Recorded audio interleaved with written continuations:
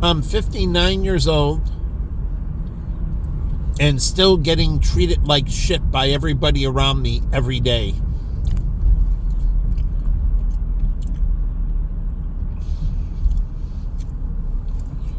And these bums walk down the street and everybody's like, "Hey, buddy, you're going through a rough time.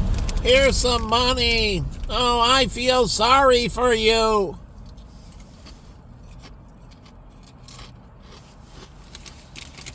Let me do this for you. Let me do that for you. You poor, misunderstood soul.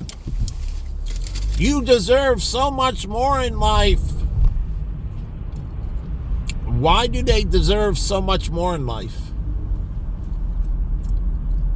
Don't you have to earn what you get in life?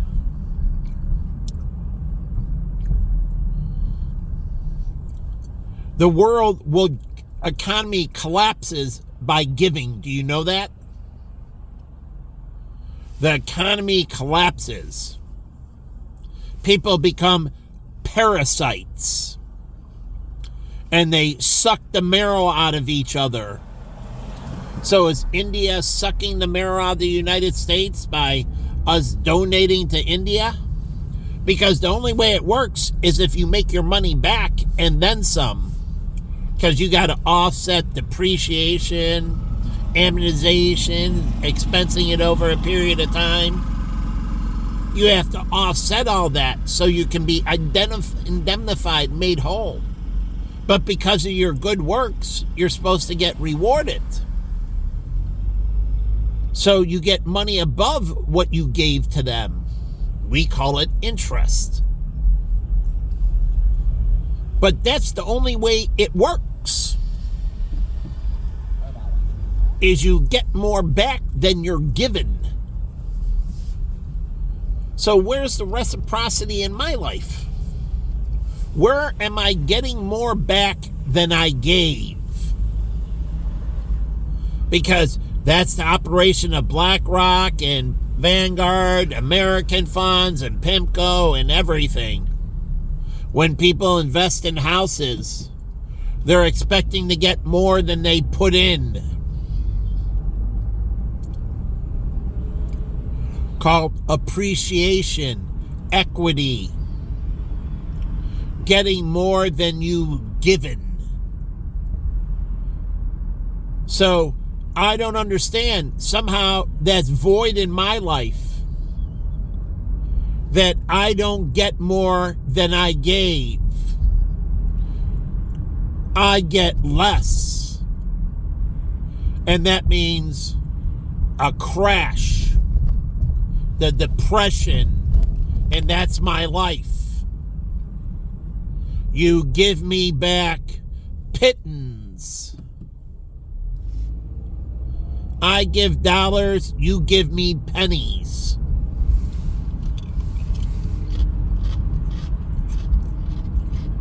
That's a bunch of fucking bullshit. So, the global economy will crash. So, the only way it works is if you get back more than you're given. You're rewarded for your good works. That's how heaven works. You get back more than you're given. You get eternal life. Way more than you could ever ask for, ever desire. Way more. But that's how it's supposed to work. My life, I get back less. That should never happen. I should only receive more than given.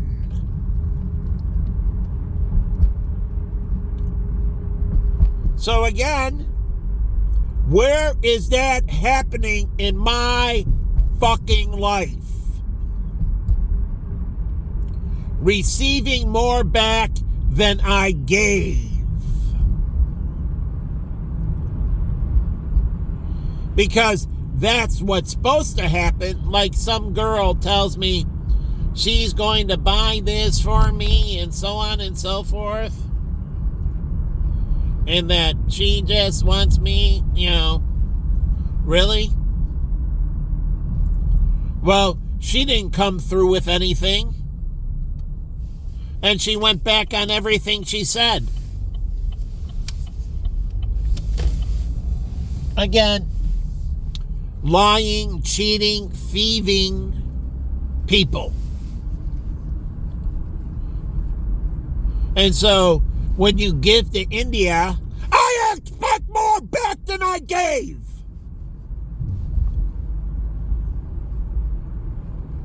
Return on investment.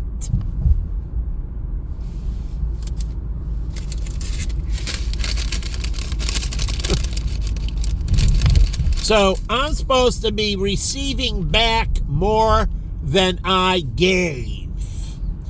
And usually you want, say, 10% rate of return. Say that would be decent.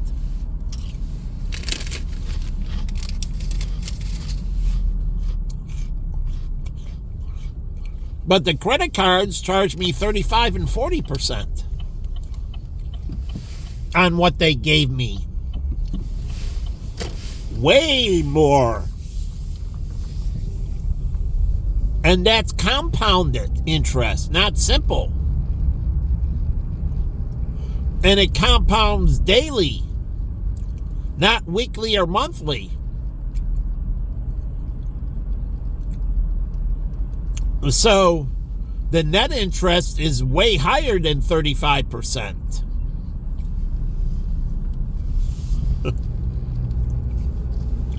Because the compounding rate is higher.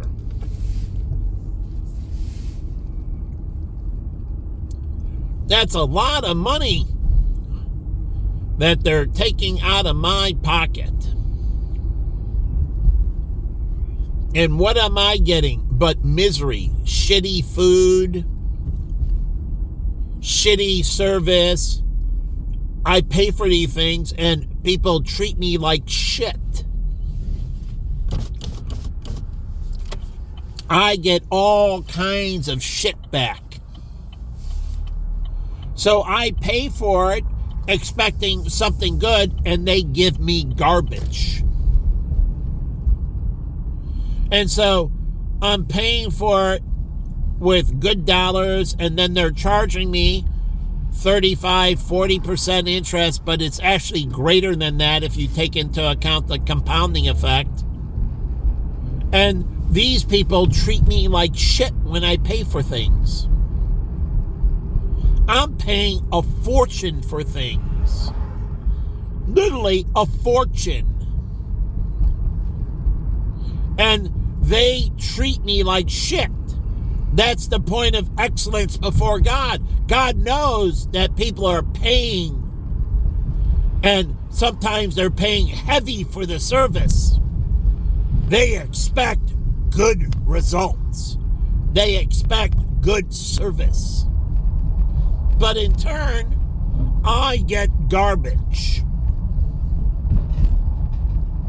They give me garbage in return. They disgrace me, they spit on me, they curse me, they beat on me.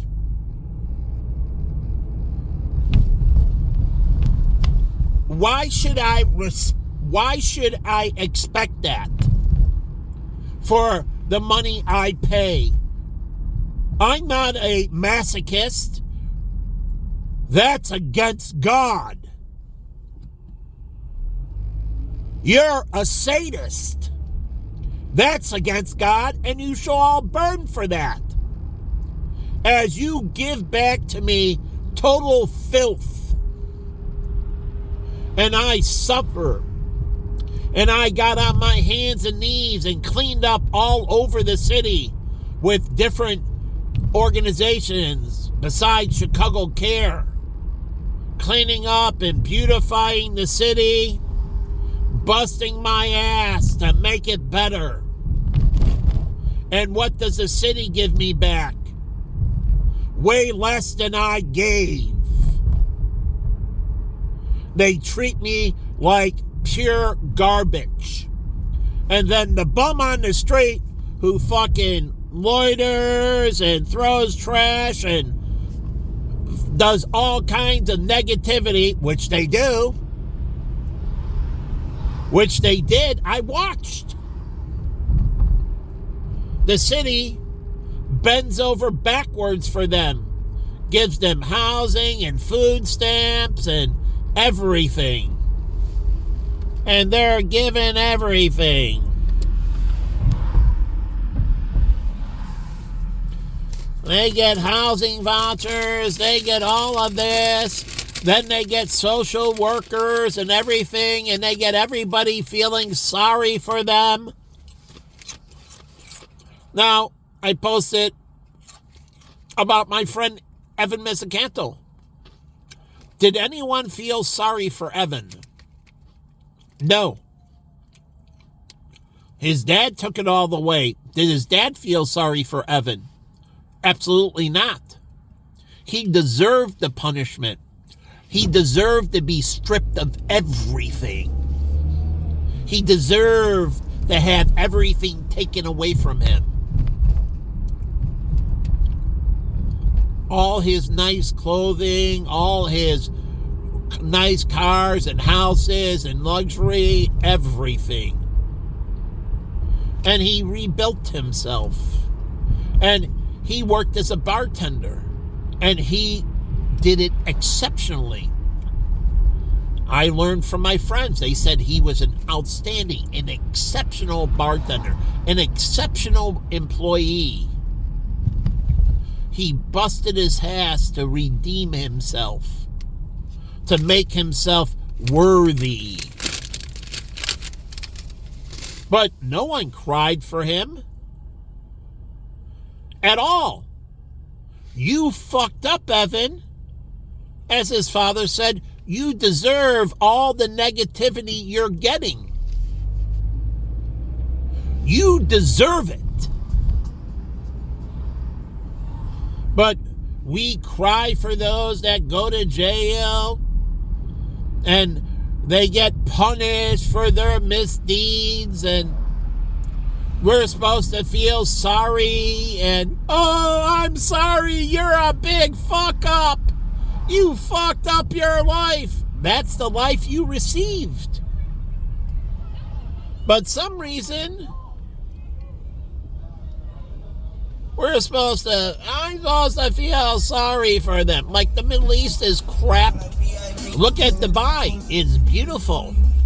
Look at other places in Palestine and that. Their governments and that. So I compare these places. Ones that do the right thing, like the EAU, very beautiful, to the shithole of Palestine, say. So it's not the same. So they manage better. They did things better. They used their resources better. So they ended up in a better place, deserving the fruits of their labor. And so they benefit from their good works. And when you don't do good works, you should suffer. You're a piece of garbage. Like, this person should be spit on as he spits on God's green earth. Reap what you sow, an eye for an eye. And so you spit on God's green earth, somebody should spit right in your face. You're a piece of trash.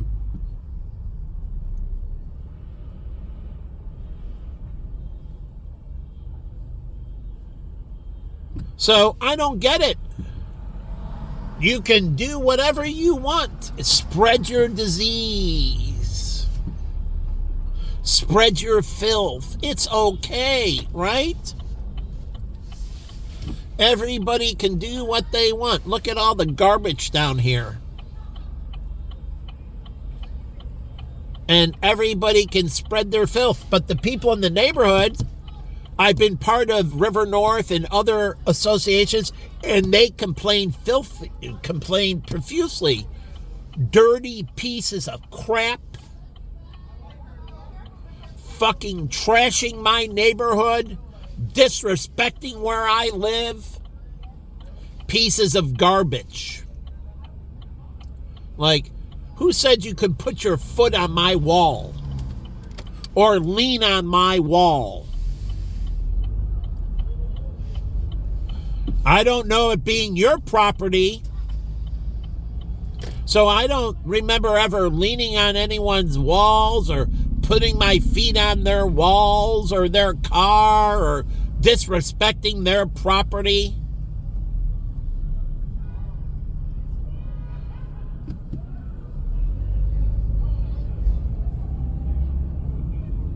So, do people come in this area and respect the people that live in this area? Do they? Do they come in and respect? Ask anyone. Michael Kane, Costa. Have you ever seen Michael Litter, my roommate Michael Wynn? Any of my roommates? They'll tell you the only thing they've ever seen me do is clean up after other people's filth. I don't make filth.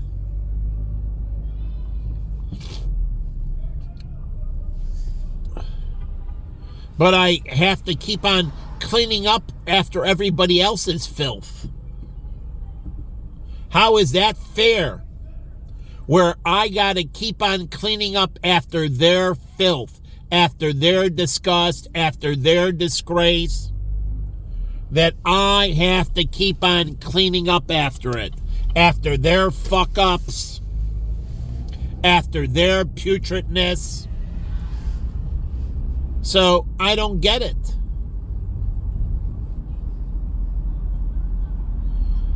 I mean, I go into black neighborhoods, and if somebody would be breaking on their house or graffitiing their shit, they would go through the roof. Touch their car, they would go ballistic. I've been there. So I watched their reactions. Motherfucker, you scraped my car. I'm going to kick your ass now. Now, the point of insurance is saying, well, I have insurance. But the funny thing is, if you did it intentionally, insurance doesn't cover it. Now I have to take it out of your ass and kick the shit out of you, mother. Because your policy isn't covering. So I literally have to take it out of you. Because you did the crime intentionally. That goes for police officers. They're only covered when their actions are righteous. If a cop does something unrighteous, they're not protected. The shield only protects them when they're doing righteous actions. That's why they have internal affairs who looks over their actions. And if they fuck up, they go away. So they're only protected when they're doing moral things. And when they do something immoral, they have no protection. So they breach the protection of the badge. And hence are now the criminal. They move in from good to when they breach the faith we put in them with the badge, now they become the criminal themselves. And they're no longer protected by the badge. So it only works, just like in court with a prosecutor or judge, they're only protected when they do things just and righteous. When they do things illegally, you have no protection. And it's the same way in the Bible. When you're righteous and moral, you have the protection. When you're unrighteous and immoral, you have no protection. So, it's the same way in life. It's supposed to be. When you're righteous and moral, you have all the protection you need. As much as you need. Endless protection. When you're unrighteous and unjust, you get everybody coming after you. And that's the way it's supposed to be. It's supposed to create anxiety and stress and pressure, knowing that everybody's out for your head. And rightfully so. What do you think? I'll show you the video of Saddam when they caught him in the wall, hiding, losing all the weight, all ungroomed, all stressed out. That's what bad people, that's what happens to them. And then when they hung him, and they did hang him, his head popped off his body. That was all just. He deserved everything he received. So no one wept for Saddam. No one wept when they killed his sons. But here, this person is tailgating me, and finally they move over. But some reason, they come up behind me and act like they want to go faster. So I don't get it. They get all the protection of all these people doing all these unjust acts to me, including the government, and they're not supposed to have any protection.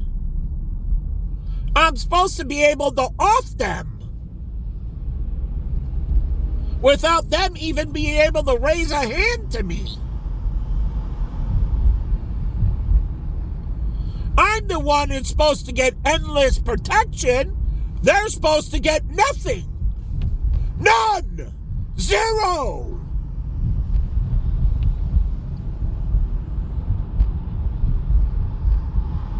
But obviously you show how unjust and unrighteous you are to God.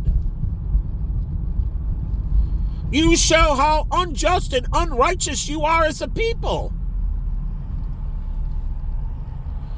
You give a ton of protection to criminals. Unbelievable protection to the unjust and immoral.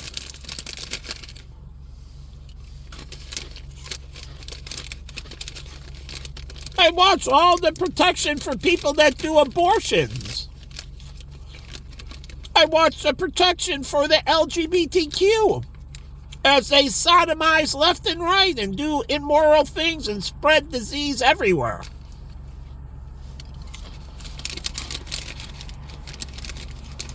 But I watch as you give all these rights to all these evil individuals, and you take away everything from me. You strip me of all dignity, all respect. You desecrate me every day.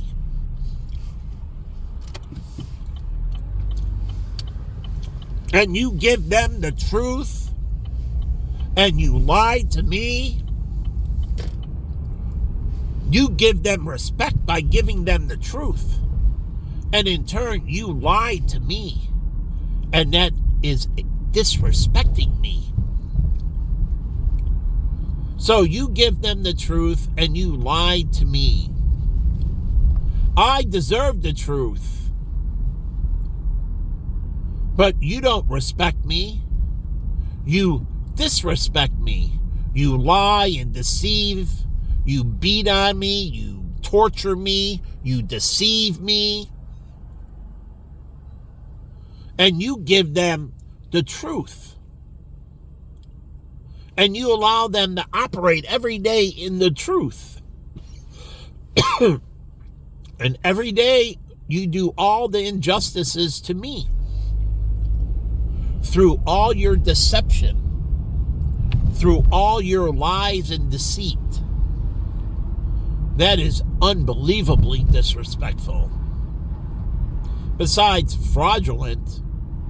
We have the truth in lending, the truth in advertising, the truth in media, the truth. We have all these laws that say nothing but the truth, so help you God. But you lie to me and you give them the truth.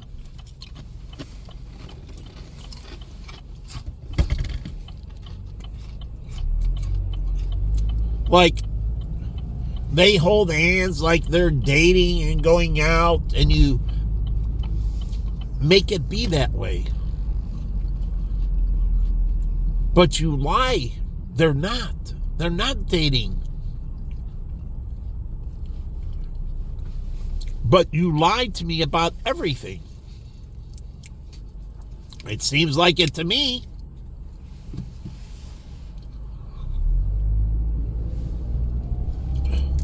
And if that isn't incredibly disrespectful, I don't know what is.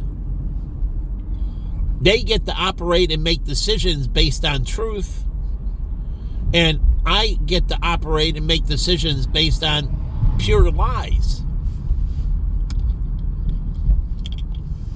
How is that fair? I'm going to go straight. But yeah, I'm down here, and there can be parasailing on Lake Michigan, just like they do in Florida. And in Latin America, Cancun and that, you can go parasailing. You can do that here on Lake Michigan. So I don't understand. You can do that here on Lake Michigan. There is no reason you can't do it here during the summer. So, again, but the thing is, everybody sells away. It's one thing that you're going on a vacation to a place, but also you're looking at people coming on vacation to your place. You're looking at reciprocity. So you go down to Florida for a little bit, or California, and enjoy the warm weather. But there's called trade. People coming into the Midwest and enjoying the cold weather, right? Or going to Colorado, or they go to,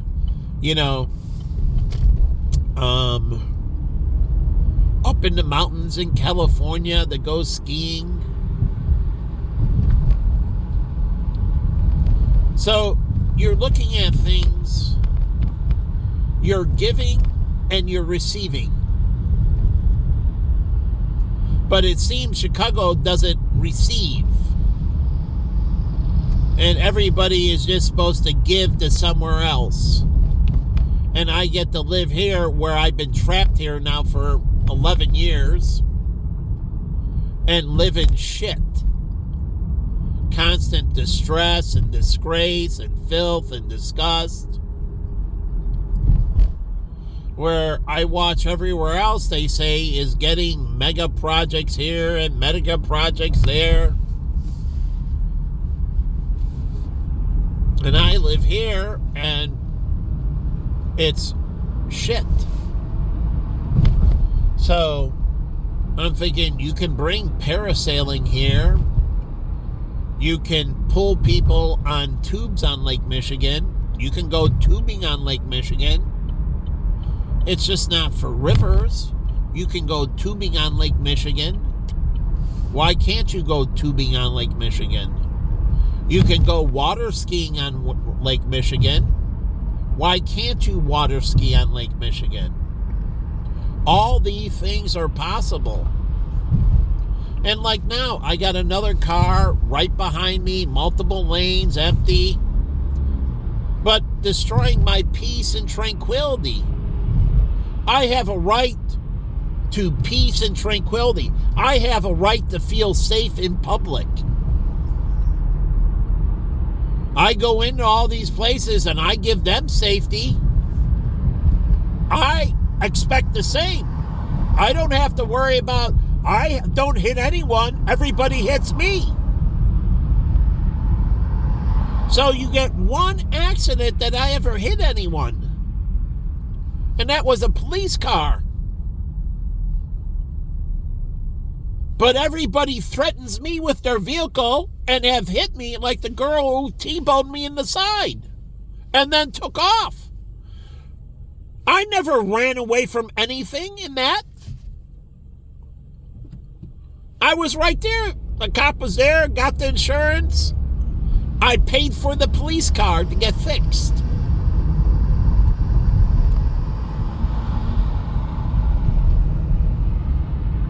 And I was struggling. I was poor. Had nothing. And I still paid for the police car to be fixed.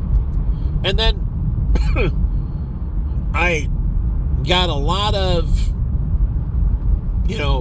family, how do you say, dissatisfaction with me that I got in an accident. I heard it from my sister and everybody else. You should be more careful. You're an idiot. You should look better. You should do better. I watch all these people do all this stuff and everybody pats them on the back. It's okay, buddy. Don't worry about it. It's all forgiven. And me, I do an accident, complete accident, and it was a dark blue police car and I couldn't see it. And I get railed on. And I was going to a job interview.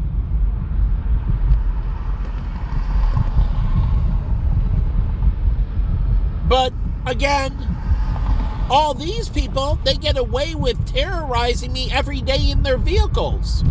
They can run up on me. They can threaten me like the Jeep behind me.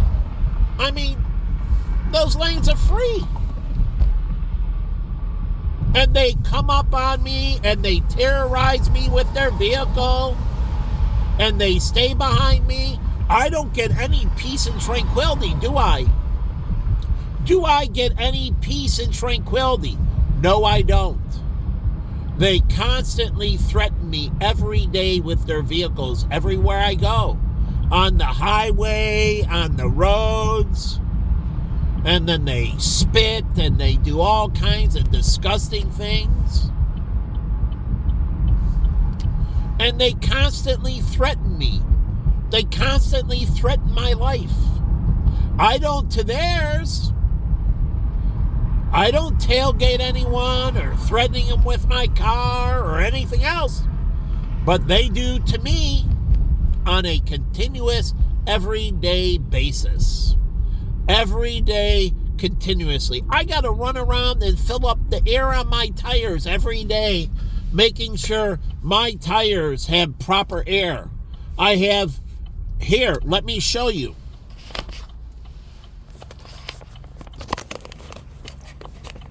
Let me take this out and show you. So you see there? You see the air in the tires? I leave that on my screen. It stays on my screen. I'm constantly watching my tire pressure, making sure I have the right tire pressure, a couple degrees above or below 35 psi. I'm constantly monitoring my tire pressure every single day, and I've been for a while. And I've been filling up my tires, and this is years of doing this. Years of doing this. The leaky tire, measuring the tire, filling up the tire, and spending a fortune. I calculated out $1.50 a day minimum. $1.50 a day. And then you take 2 days. There's 7 days in a week. 2 days, $3. So then you have 6 days. You divide by 2. That's 3. 3 times 3 is $9. So I spend $10.50, adding the 7th day in, $10.50 a week. And then I take that by 4 weeks a month. And I add up the $4 $10 and the $4.50. So I spend $42 minimum. Some air pressures are $3. So I'm spending $42 a month because I do it every day. And these are new tires. I thought I'd get a break, but I had to fill it up today. One of the tires, but I had actually 3 of the tires I put air in. But I thought I'd get a break from going there and constantly, daily, in, day and out. Sometimes I did it twice a day. So it's more than $42 a month. That's a lot of money.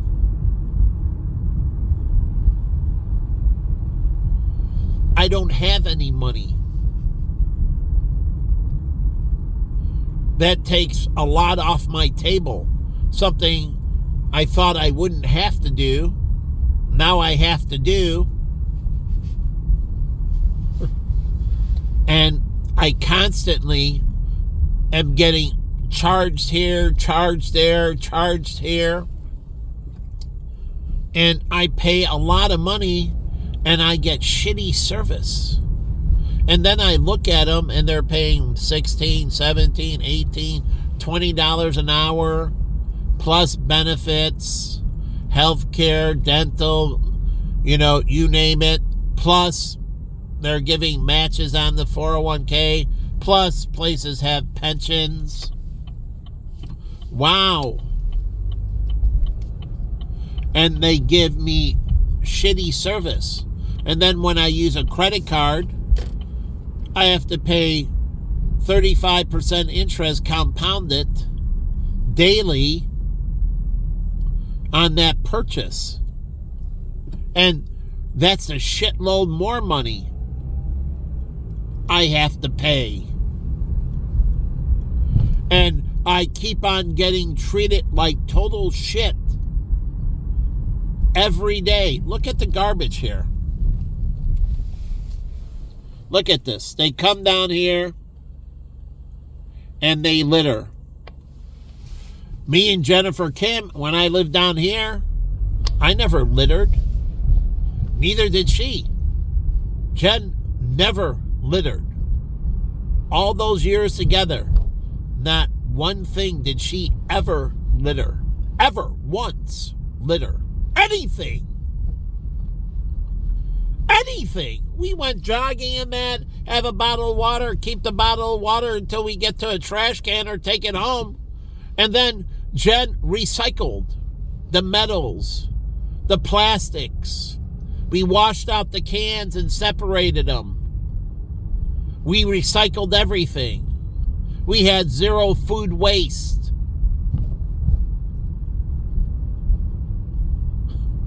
Truly, we didn't throw out any food because we ate everything we used.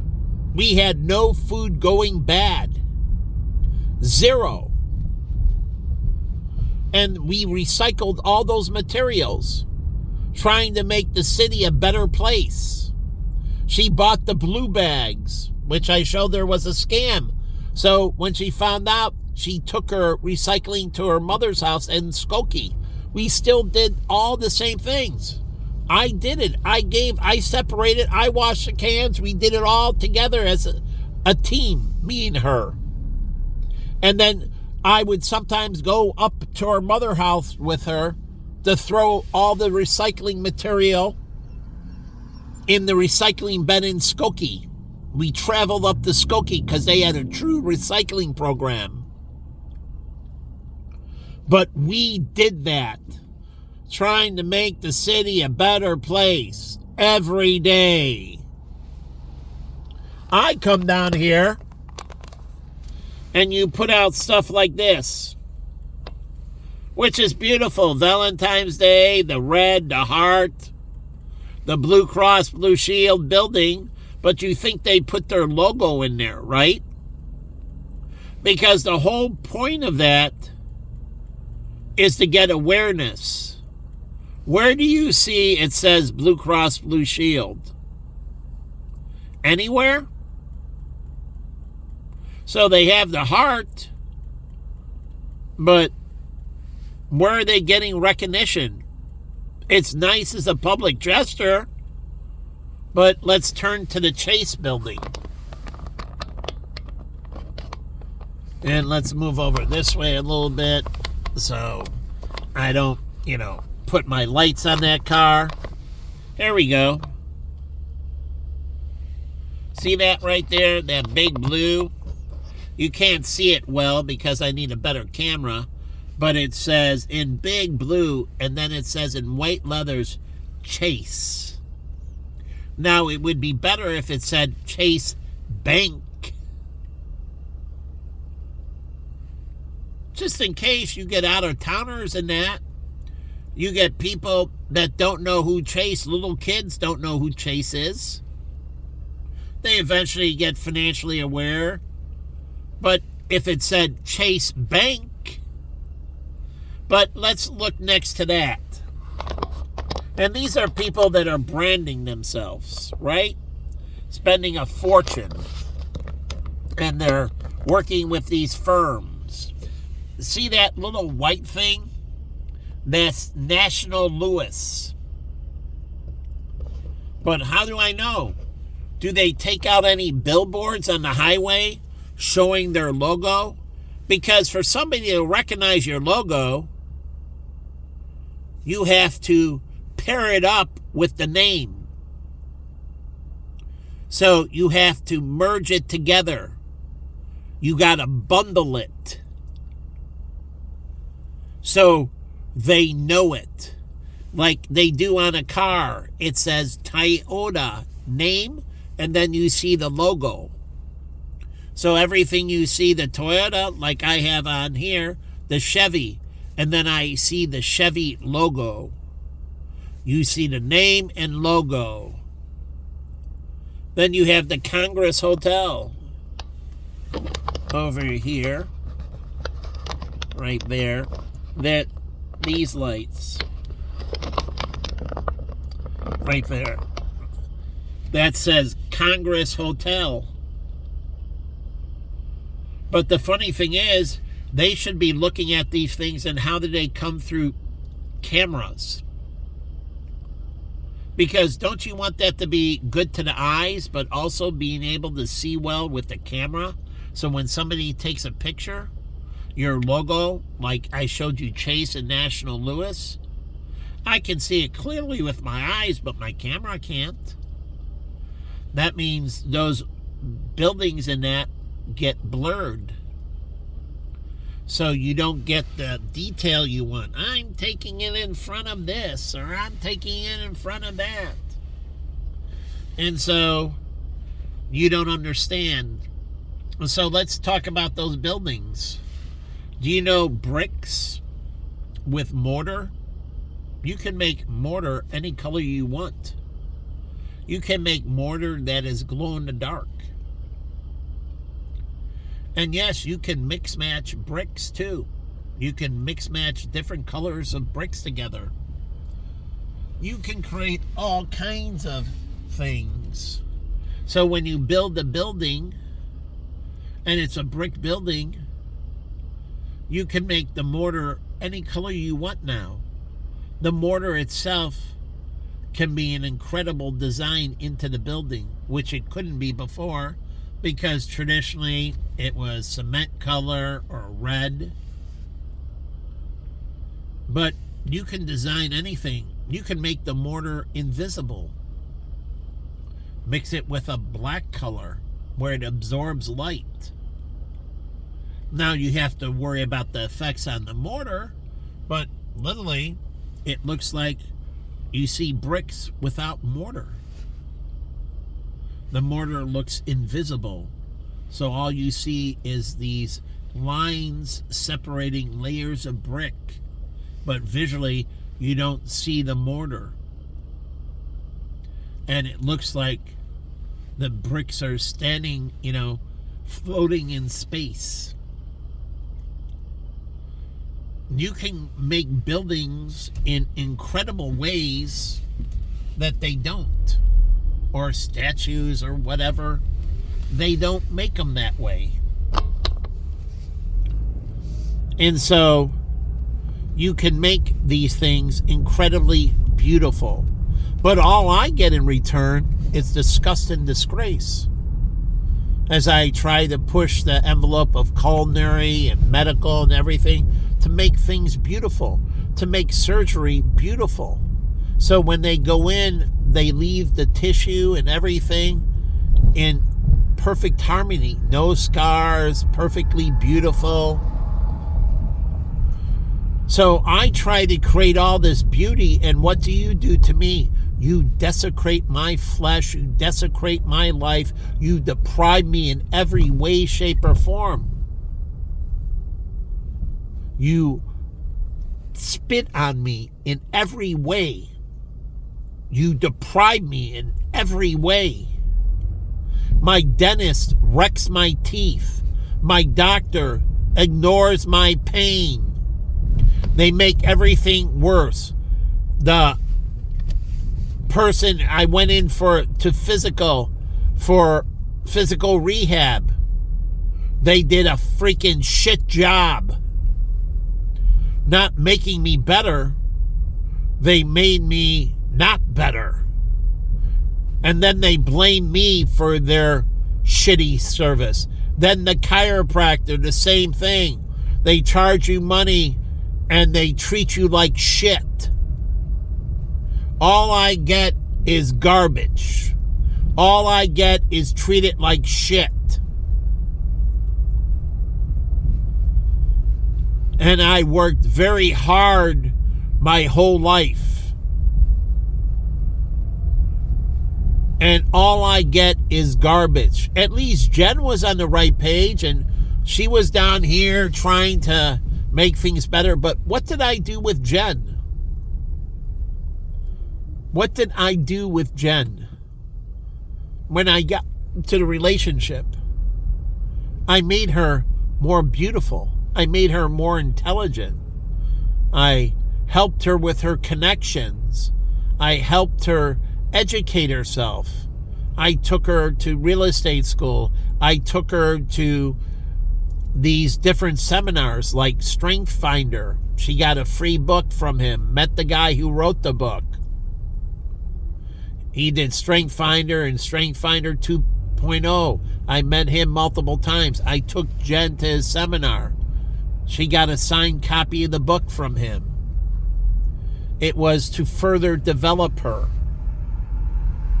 So when I brought her into my life, I made her even more beautiful in every way. Her physicality, her mind, her actions. You desecrate me. You make me unbelievably unhappy and stressed out. You're freaking unbelievable demons. You're horrible people. You're unbelievably sick and filthy and disgusting. It is unbelievable how demonic you are. I worked my ass off for my brother John. I introduced him to friends. I introduced him to people all around the country and around the world. I introduced him to girls to get him girlfriends. I tax and credit and school, you name it. Trying to make his life better. My brother Carl, Ellen, whatever. Trying to make it better. Deerfield High School, Patrick Henry, University of Arizona, Benedictine College. I tried to make them all better. fighting all their challenges, trying to get them to overcome their shortfalls, and taking all the abuse on my shoulder, trying to make them better. I did that for black people, Hispanics, Asians, whites, you name it. Alcoholics, cocaine addicts, heroin addicts, you name it. Trying to help them and make their life better. But also, I believe you need to pay for your crimes. I believe in atonement and punishment. I don't believe you should escape for your crimes. That means somebody is victimized and never is indemnified, made whole. So that means the injustice just carries on. So, anyways, I'm down here in Museum Park. And I'm wondering what they're going to do with the Chicago Bears. But like I said here, there's a lot of things with the stadium that can be done. Whether Illinois Institute of Technology starts a football program, it's right down the street. I'll go drive by, it's right on State Street. All you do is go from here down to State Street, and then go State Street south, and you run into Illinois Institute of Technology. I mean, here, let's see how far it's away. So I'm going by the Field Museum.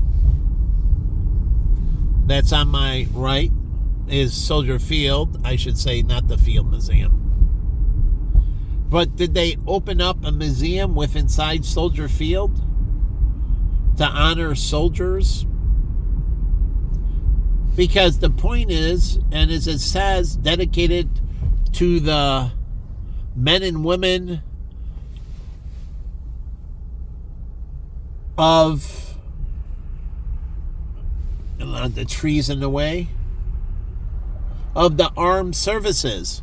Why isn't there an armed service museum in here? Truly, why isn't there an armed service museum? See, as it says right there, and who is dedicated to? Why didn't they get the U.S. military to fund this? I would have went to the U.S. military and tell them we're going to build out a museum dedicated to the men and women of the armed forces of the United States. And we'll build out the museum. And it's only dedicated, so that means the Civil War, and it recognizes the South and the North and so on, and it recognizes military men and military women from history. And I would have just went to the military and asked them to fund it. $5 billion is nothing to the U.S. military.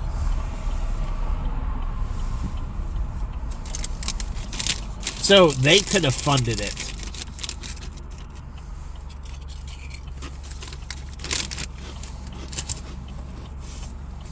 And then they could use it as a recruiting ground. In the museum itself, I would have all the different branches of the military have recruiting offices.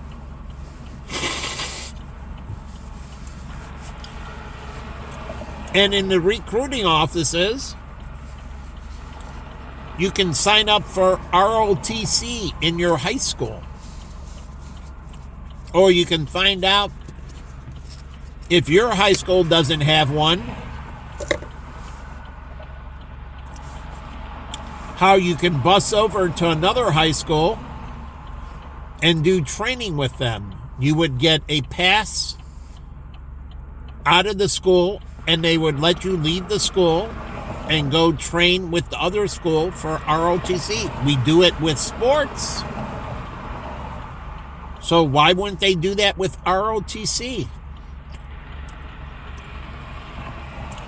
So if your high school doesn't have one, where's an ROTC program near you?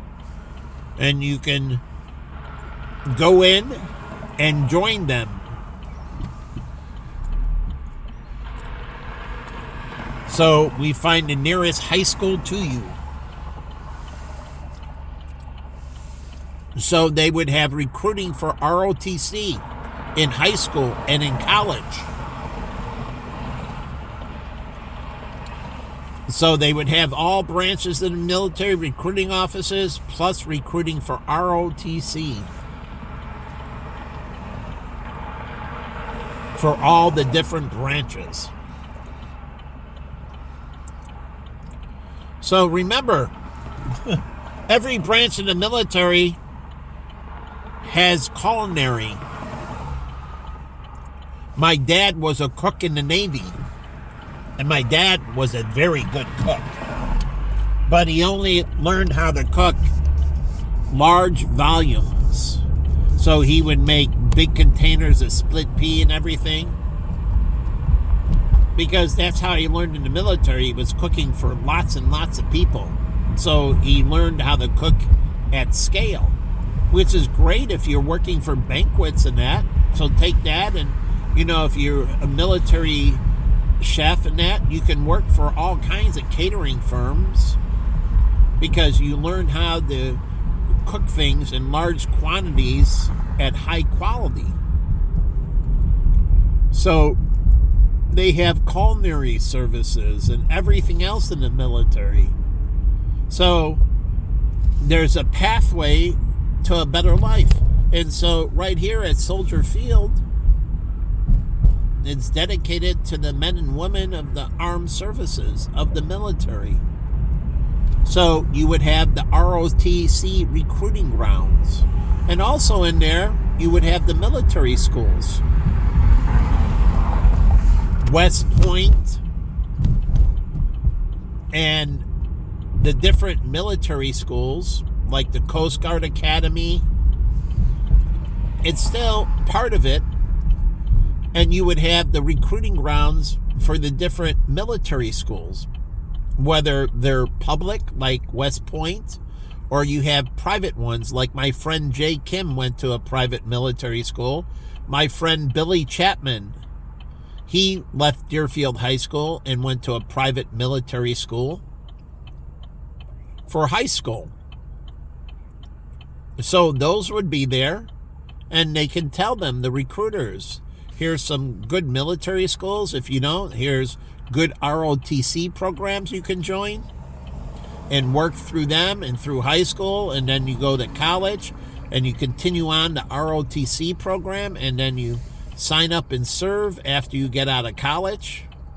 That's my nephew Adam. When he got out of college, UIC, he graduated as a double major in physics and engineering, and he went into the Air Force after he graduated UIC. So now they're in ROTC in high school, they're in ROTC in college, and then they come out and join the military. And what do you think, what type of military personnel are you getting? What type of military are you creating? An incredible military. A military greater than any other military in the history of the United States. A military way beyond capabilities that have ever been seen by this country. Unbelievably more sophisticated, more capable than in the history of the United States. You're not making them weaker.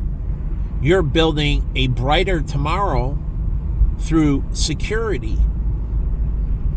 And these people are now moving through from high school to college, and then they have all that experience and they take it in when they sign up and go into the military, but they're already registered from ROTC and they go into their different branches. and they serve in the military, further perfecting them. And then if they re-enlist, those people are beyond incredible. So you're talking capabilities, and here's state. You're talking capabilities never seen before in the history of this country. Never before seen in the history of this world. You're talking elite forces that are so polished, that are so capable, your enemies will tremble. And what happens? Survival rates go up, injuries go down, satisfaction goes up. Unbelievably. Like with ROTC, they can already be training in high school in the simulators. The F-35 simulators. And even if they move to more advanced, eventually they'll move on in in college, and when they're training for the Air Force, they're training in a simulator. Eventually they'll end up getting out of college and going to flight school. But they'll have all that simulator training, 8 years. High school, college, 8 years of simulator training. And then they get into the real thing when they go to flight school. But they'll have all that experience, and then they get the rubber hitting the road by actually flying an F-35 eventually.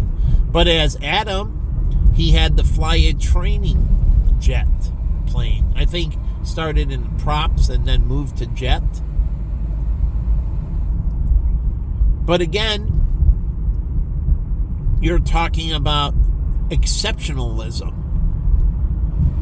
These people that have dedicated their life to excellence. And what happens when they leave the military? They have incredible capabilities. And they go into private jets. You know, fighter planes are, similar to small private jets. And so you'll be an incredible private jet pilot. And the cargo planes, the C-10s and that, those are similar to commercial planes. And so you get the big aviation.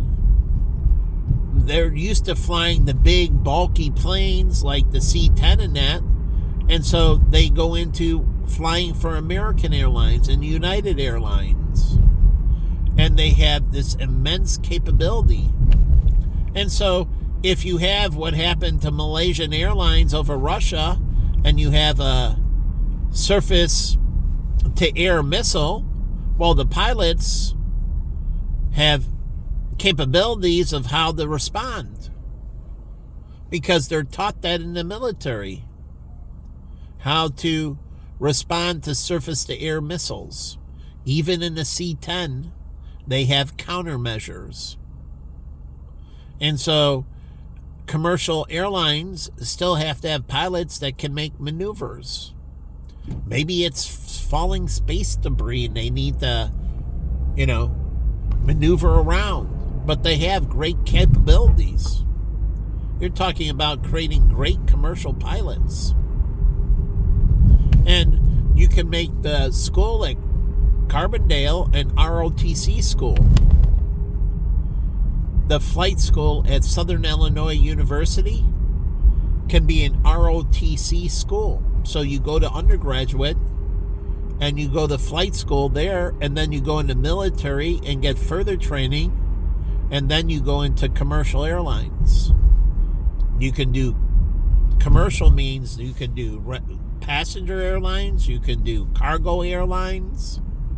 Surely, you can fly freight, you can fly people and freight.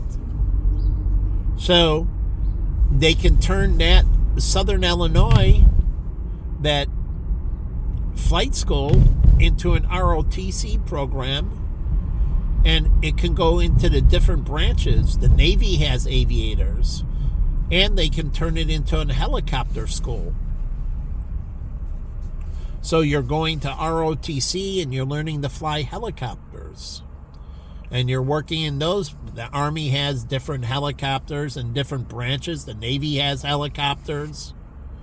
So the different branches, I don't know if the Air Force has helicopters, but they should have helicopters. It goes into a broader base, but it would be different than the Navy's or the Army helicopters, how they're used. But the thing is, they can create that into an ROTC program.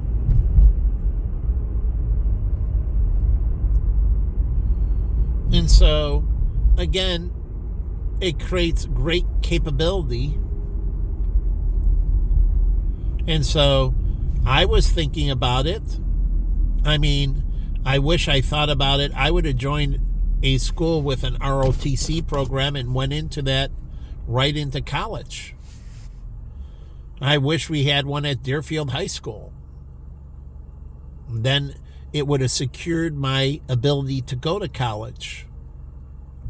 But I'm not saying that's the only way. Corporations can do programs like that as well, where they have their own form of high school, boot camp, where you do training in high school, then you go to college, and then you join the corporation out of college. And when you're in college, in high school, you do internships at the corporation. So maybe you're looking to work for Microsoft. And it's like the Michael J. Fox room, where he starts in the mail room and then you move up to the different divisions. Like the guy who started at McDonald's, he started at the ground floor and he moved up and he became CEO of McDonald's. But what I'm saying is, in high school, once they leave elementary into high school, they can start doing work in those corporations. Like the people at McDonald's, those kids in high school that are working at McDonald's can eventually continue on in McDonald's when they go to college, and then they can move into the corporate, into their real estate division or their finance division, their investment division. McDonald's manages money. They manage real estate. They have all kinds of corporate operations. They move into their agricultural component and they work with their farmers or they work with their ranchers. And so they start working for them, and they get put on a path, and it takes them through high school, and then it takes them to a college, and they have to go to a college where there's a McDonald's. There's a lot of McDonald's around the country in that, but they have to go to a college where there's a McDonald's. And they continue on working, and it doesn't have to be full-time. It can be just part-time. And they're on the training program, and it's a development program that McDonald's starts. And so they want to capture kids in high school and then train them and move them up. So does Google and all that. And so they offer these programs, and they give you college subsidies. That's the tuition reimbursement programs. So they're getting people to commit and declare, and they're getting on a track. And here's UIC, Illinois Institute of Technology. And an Indian girl who was a tutor for me, my teacher at the University of Chicago for MBA Mathematics, he runs the high-speed trading program here at Illinois Institute of Technology.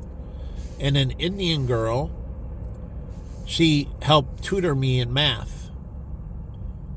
And what she was doing was getting the rust off. But she was good. We got along great. She was a good girl. And when she graduated from Illinois Institute of Technology, I did put out her resume. I tried to help her, and she landed a job, but I don't think through my assistance, but I did put out a resume, and I was trying to help her. And that's where I have my Illinois Institute of Technology. She gave me this little red bag, and I use it to hold my gym shoes for the gym. But she was an Indian girl. We got along great. And I forget where she moved into, but I used to come to this Starbucks with her. She lived down here. So this Starbucks, we used to sit in, and she used to help tutor me on mathematics. Sometimes we would go to other places, but sometimes we would go to this Starbucks. And she would tutor me at the Starbucks. And so I paid her well. And then I helped her out. And I think I might have owed her like $40. But again, she moved. But again, I helped her with her resume and other things. So I'm not indebted to her.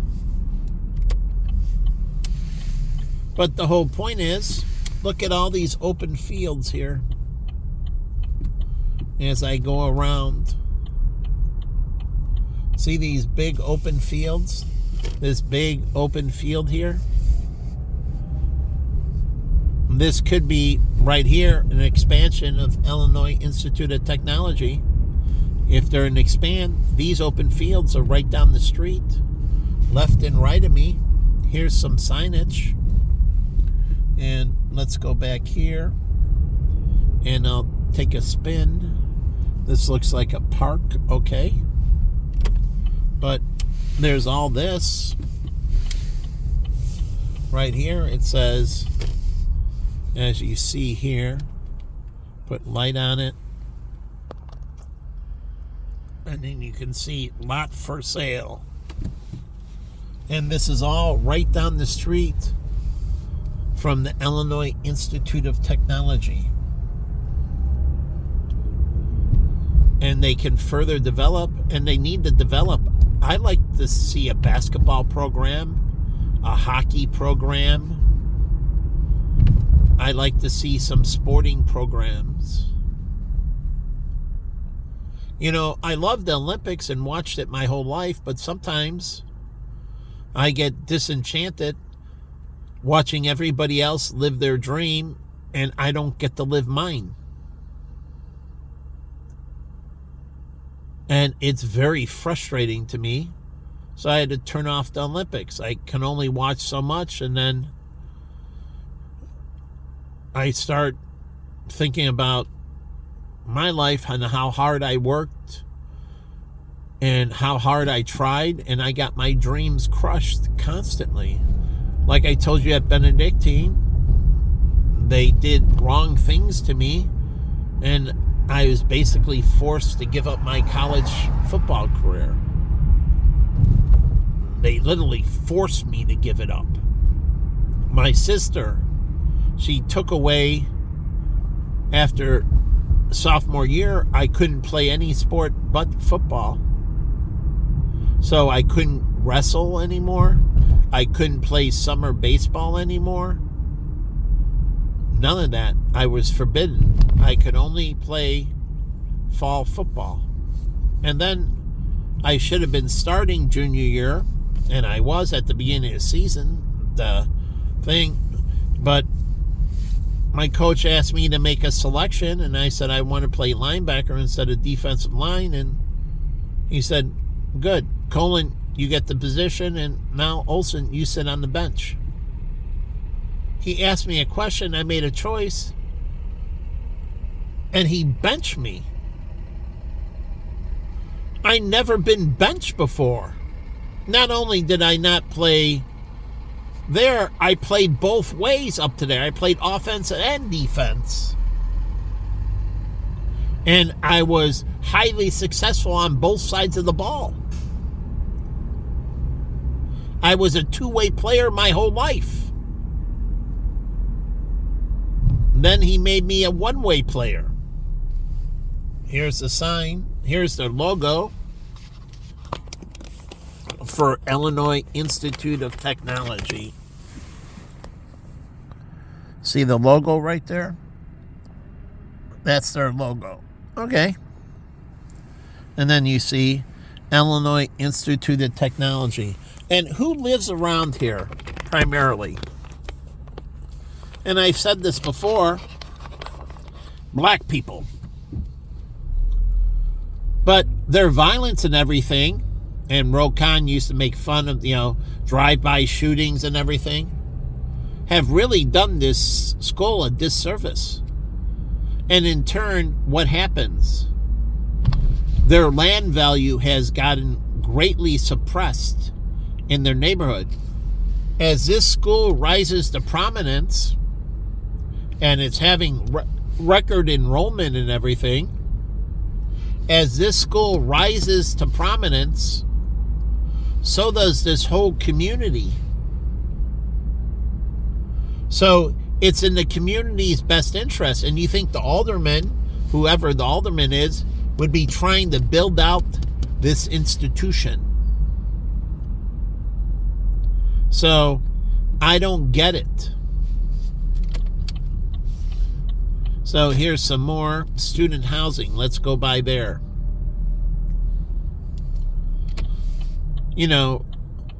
I don't get it. Why the alderman here isn't trying to build this out? Why isn't the community trying to build this out? And the churches around here, they can send things like through InterVarsity, which is a Christian newspaper, and that they can do things here. And Jen went to church all 4 years at Champaign-Urbana. So let's drive around the campus a little bit. But Jen, 4 years, went to church at Champaign-Urbana. She went to church her freshman year, her sophomore year, her junior and senior year. And she went to a local church. So there's a little Greek signs over here. Pi Kappa Phi. Pi Kappa Phi. So here's some Greek. And Alpha Rho, I think that is. I forget my Greek. But here it is. So is this the fraternal and sorority system here? Which is good for campus life. Ow, my shoulder. But it's good for campus life. But again, this campus looks very dingy. And the thing they have to understand, and this is a thing for campuses in the Midwest, and that the campus has to look beautiful in the summer, spring and fall, but it also has to look beautiful in the winter. And the problem, the University of Arizona, that campus looks beautiful all year round. And when I'm running around the quad in the center of campus, and when I'm running and doing my jogging, I used to jog on campus, lots of people do, and I could see the mountains all around me as I'm running, and it was just a beautiful view, and the campus is beautiful.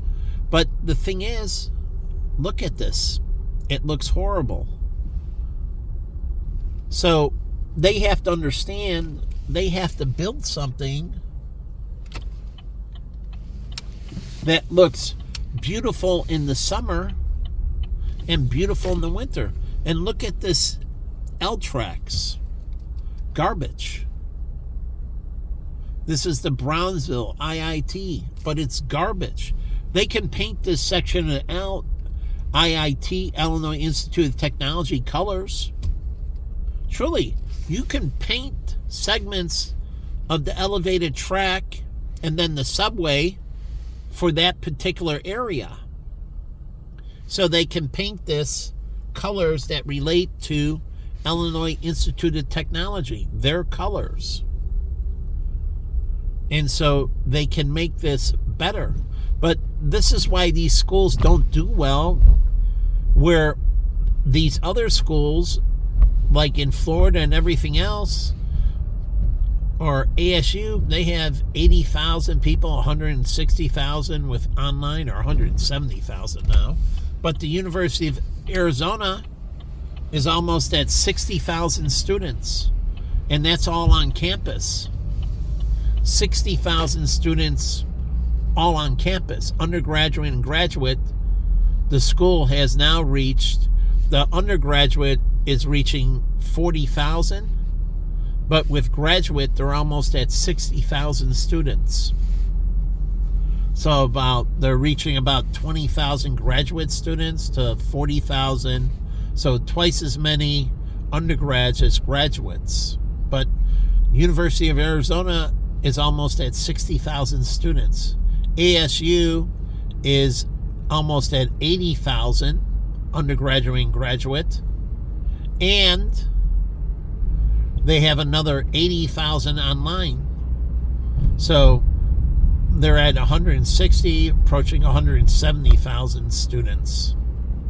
Arizona State. But the thing is, the campus here, look at the grass and all this. It's all gray and dingy. They have to figure out how to make the campus look beautiful in the winter with snow, and when the snow melts.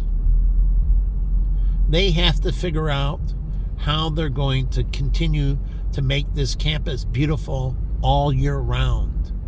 And it's a disadvantage for these schools compared to the warm weather schools where the campus looks beautiful all year round. We're here, it looks incredibly depressing. It looks incredibly dingy. All the salt gets in and covers the things, and it looks filthy and dirty. And they have to figure out how they're going to make this look beautiful all year round. So look, you have the trees here, but we don't plant evergreens. There are a lot of trees besides evergreens that continue to bloom in the winter. So, how are they building out this area? And like I said, they need to build out their sports programs too, because that keeps them mind and body.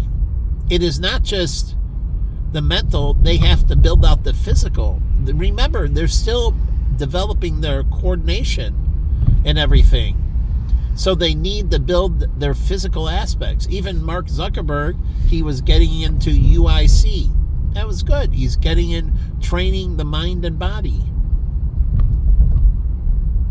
But they have to do that here. They have to build out the intramural and intermural. So I don't know what they're going to do. They could buy up a lot of these buildings here and relocate the people and eminent domain it and turn this Dearborn homes into dormitories and that, or turn them into, more classrooms or whatever. But really build out this area and relocate. They're supposed to be building out Bronzeville, and so they can relocate them. So again, this is the problem with Chicago. Things here have to look beautiful during the day and during the night. They have to look beautiful in the winter.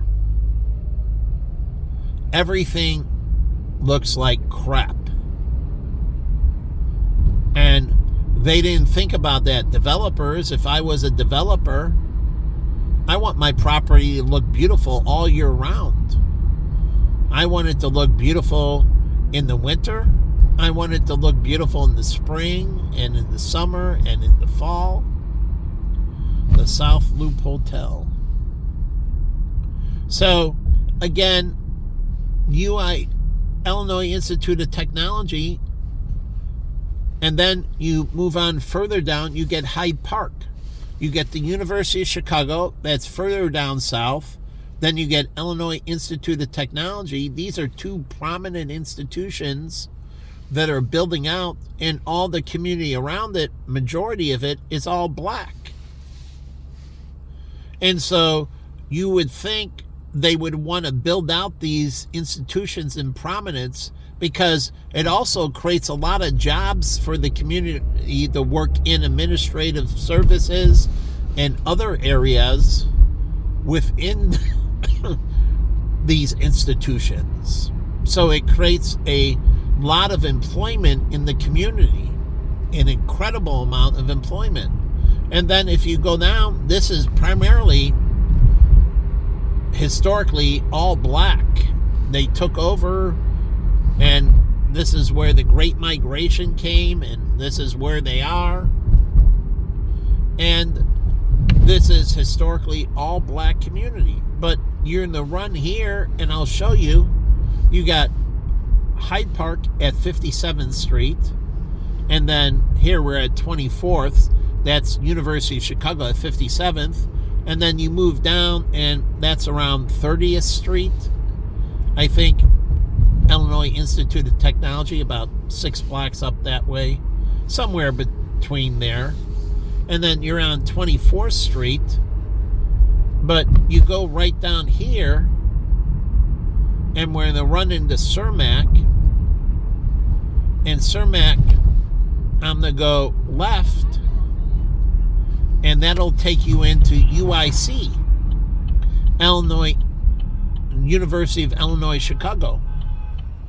And again, this is in a historically all black neighborhood, right?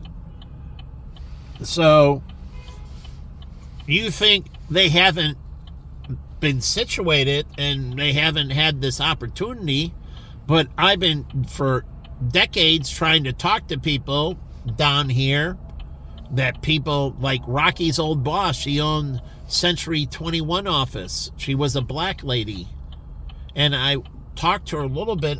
It's in real estate, Century 21. The opportunity here, if you can clean up and get rid of the gangs, you're talking incredible opportunity for this community. But it creates diversification, right? And so white people get to invest in different projects and that, and make money off of black people. So it creates investment opportunities to invest in different races and ethnicities. So this creates diversification. So look at it that way. And this bridge leading into Chinatown, Cermak and Clark, they're going to do the 78.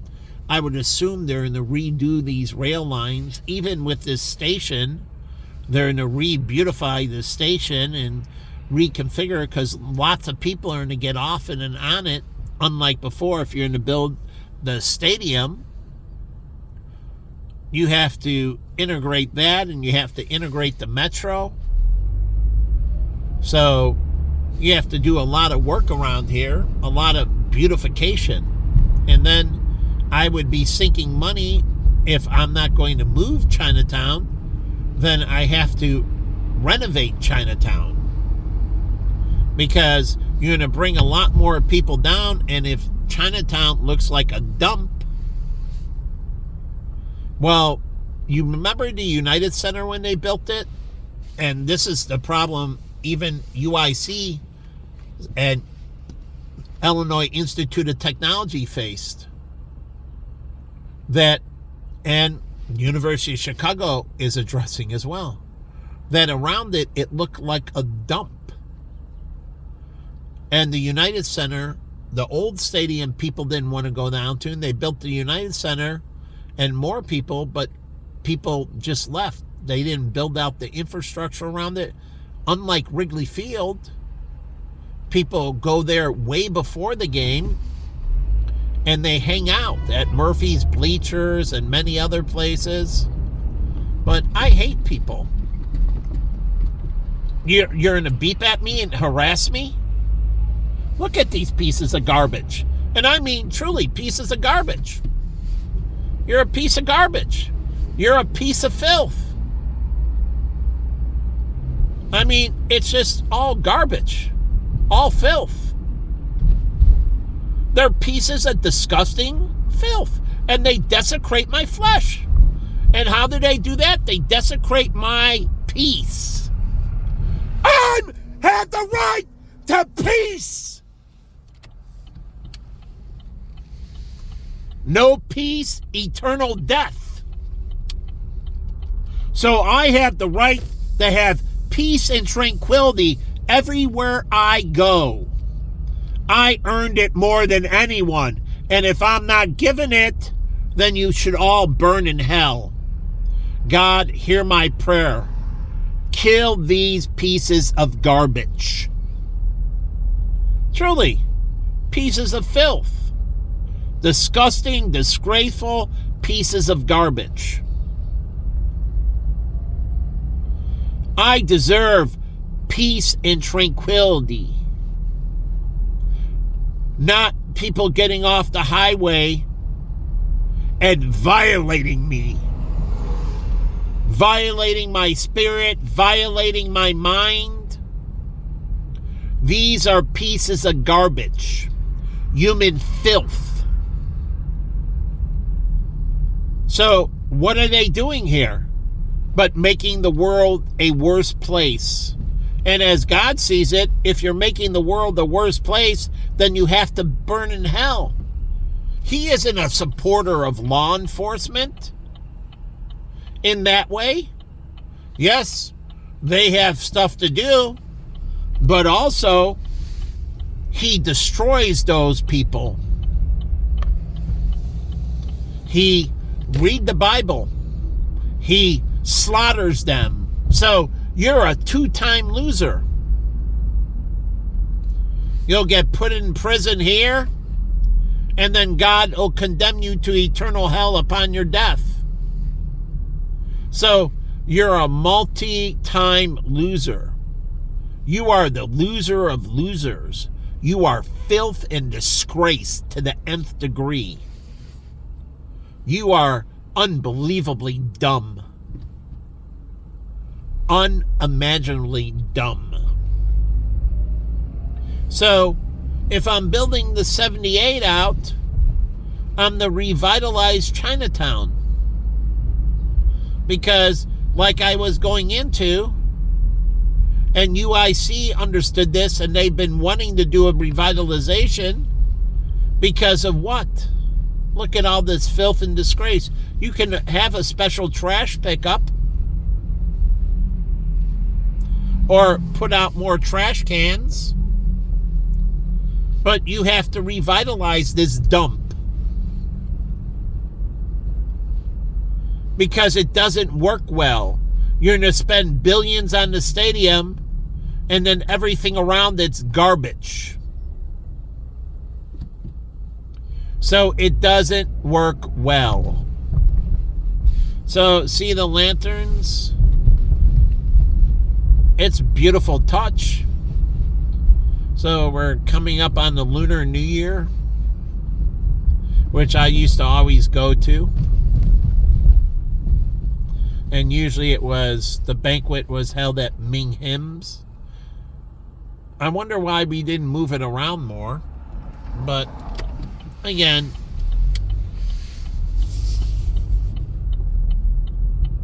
so that's Pacific Global. So do you want to be a two-time loser? Brad, he sold cocaine and he got busted and went to jail, and he had a come to Jesus moment. I am for prison ministry. He didn't want to be a two-time loser. He worried about his soul. He really had to come to Jesus. Wow, now I'm going to jail. I'm spending time in jail, and now my life is shit, and then I'm going to get burned in the eternal damnation. And he had the come to Jesus moment, like, I need to repent and atone. And so Brad, who was the pastor of my church who started it, NCPC, had the come to Jesus moment, repenting and atoning. He didn't want to be a two-time loser. Not only being a loser in this life, but being a loser in the next, burning in eternal hell. So what did he do? He turned his life around. He changed the narrative. He repented. He went to college and graduated from college. He got on the righteous path.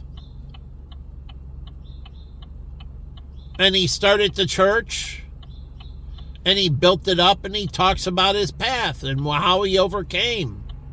But he was worried that he'd be a two-time loser. A loser in this life, and then burn in hell upon death. And so, for him, that was a come-to-Jesus moment. He was trying to salvage what he could out of this life. Truly, he was older. He was trying to salvage what he could out of this life and make sure that he has at least a decent future upon his death. So he was trying to salvage the remainder of this life and make sure that he has a good life for eternal retirement. So he was worried that his eternal retirement, meaning when he retires from this life, he didn't want it to be pain and suffering. He wanted it to be something, the golden years, when you retire from this life into the next.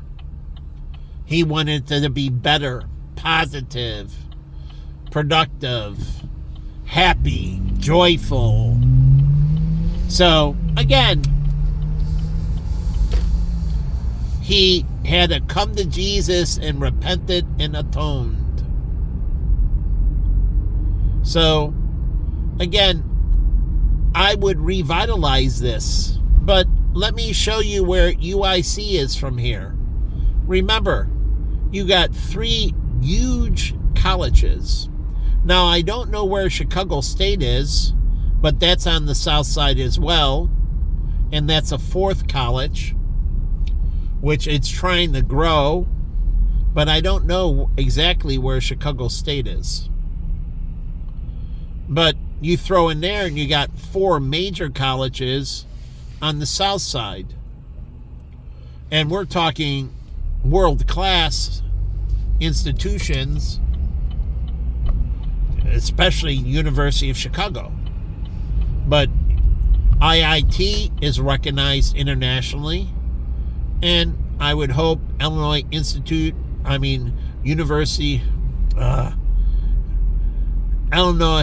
University of Illinois Chicago, or UIC, is getting recognized internationally as well. But you have Chicago State too, who's trying to build themselves. So you have 4 colleges right around here that are on the south side that can pump incredible amounts of opportunity into these areas on the south side. And so all these Chinese people could benefit greatly. And I would like them to move out of the filth and disgrace that Chinatown is now and move into a brighter future. But so would I.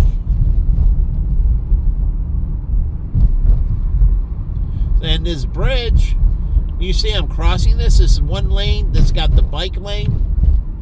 How are you going to hold the flow for the 78 for the stadium? Now you have Roosevelt, but this is on the backside.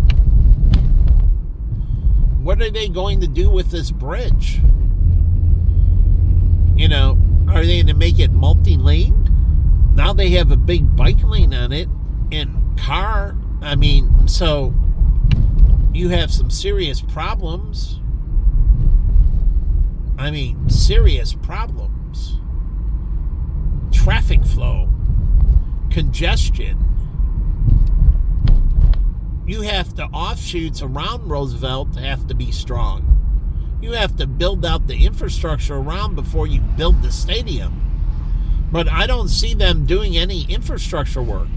And you have to build out the sewer systems and everything else. The substations for power and electricity. You have to build out the sewer systems, the drain, the water, everything. And I don't see them building out this infrastructure. That needs to be done before the stadium or simultaneous with the stadium so they finish up together. And if you could see here, you get that building right there is BMO, Bank of Montreal. So that's a Canadian bank right there. And it has a big presence in Chicago. But what I'm showing you right now before UIC is Pacific Gardens. This should turn into just a fully blown church. And they can be a youth hostel. And they can turn this into job training and educational things. But this land here is going to be incredibly valuable with the new 78 coming in. And how much of Urban Ministry, or Pacific Gardens here, how much of the jobs are they going to get? Truly. And they're right here near UPS, so I would assume they have a deal with UPS.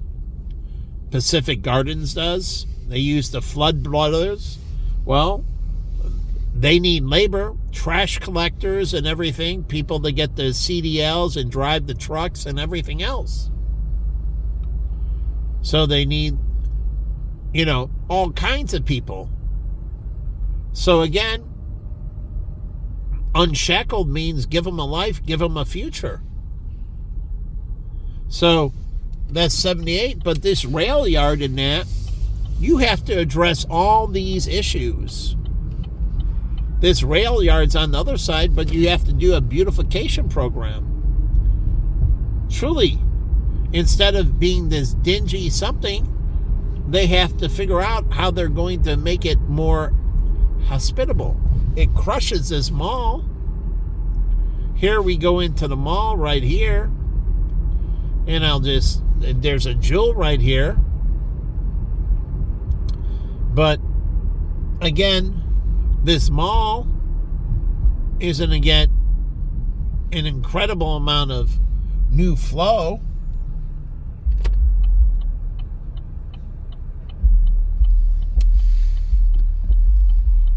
I shouldn't have to hurry anywhere. So this mall is going to get new flow. And that's the garbage they are. They're like subwoofers. But again, I don't know. I have tinnitus, right? So if you want to destroy your hearing, destroying your balance, go with it. So a lot of black people should have tinnitus then, right? If I got it and I didn't grow around the which I never, truly. I didn't go to many concerts. I didn't work in loud environments. I worked in financial service and hospitality, but banquets or L-Bar, and it's tranquil music. So, and I went to clubs, but again, on weekends and that, I didn't work in them on weekdays. So again, I didn't have a history of loud exposure to music. But you're saying that this is such a thing that this tinnitus is, this inner ear damage, then lots of black people should be suffering as I. And if they're not, then there's something seriously wrong going. Because them and their, their car stereos pumping it, and the Hispanics with theirs pumping it, and their boom boxes, well, they should be blowing out their eardrums. And then the people that ride the subway in L with all its loud noise.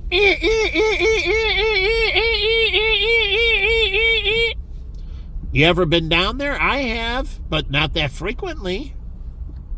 And so they should be suffering too, right? Tinnitus should be a huge thing where all these people are suffering all over the place. It should be tens of millions, hundreds of millions of people with it. Because if I can get it with not being exposed to any of that, really, these people live in it. They should be, like the mechanics.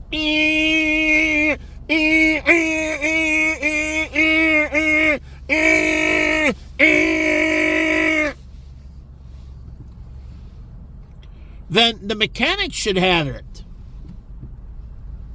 So all these people should be suffering greatly.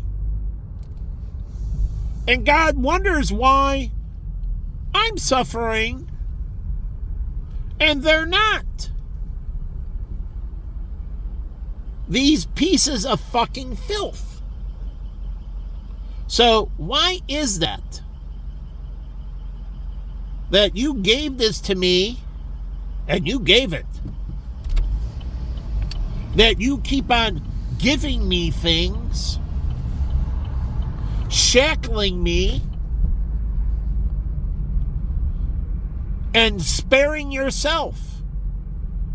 Unlike Jesus, he shackled himself. Unlike the disciples, they shackled themselves. So what I'm saying is, I'm supposed to be unshackled, and so are you. But if I'm shackled, then you should be suffering 20 times worse than I am. Because you're a piece of fucking garbage in comparison. You're a piece of low-life fucking piece of fucking trash in comparison. So if I'm suffering, then your life should be fucking hell on earth. And I do mean hell on earth. But somehow you're saying this is common and there's no treatment. Then why aren't you suffering? And I mean real, not fake suffering, not lying. God knows if you're really in pain or not. And he's going to burn you. You're not sanctified. You're a lying piece of shit. So all you fakers, I'm telling you right now, you're going to burn in hell. You're going to burn in hell. God doesn't like fakers, as he shows you in the Bible, with the demons and that being great tricksters. He hates liars. He hates fakers. He thinks they're disgusting, filthy pieces of shit. And in turn, he burns them forever. So here we go with UIC right down the street. And as far as I read, they want to revitalize even more.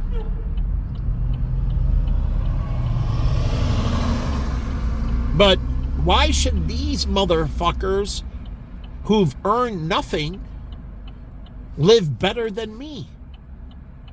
Why should they get all this promise and hope where all you've done my whole life is take away my promise and hope? You've crushed my dreams constantly. And they're nothing compared to me. They're filth and disgust in comparison. But you consider crushing my dreams constantly, and you want to give them their dreams. Like, go to the Paul Mitchell school here, the hair studio. Oh, that's right, Sam and Adam. I went into their thing and I gave them one of these programs that offered a scholarship to these two Muslim brothers to go to this.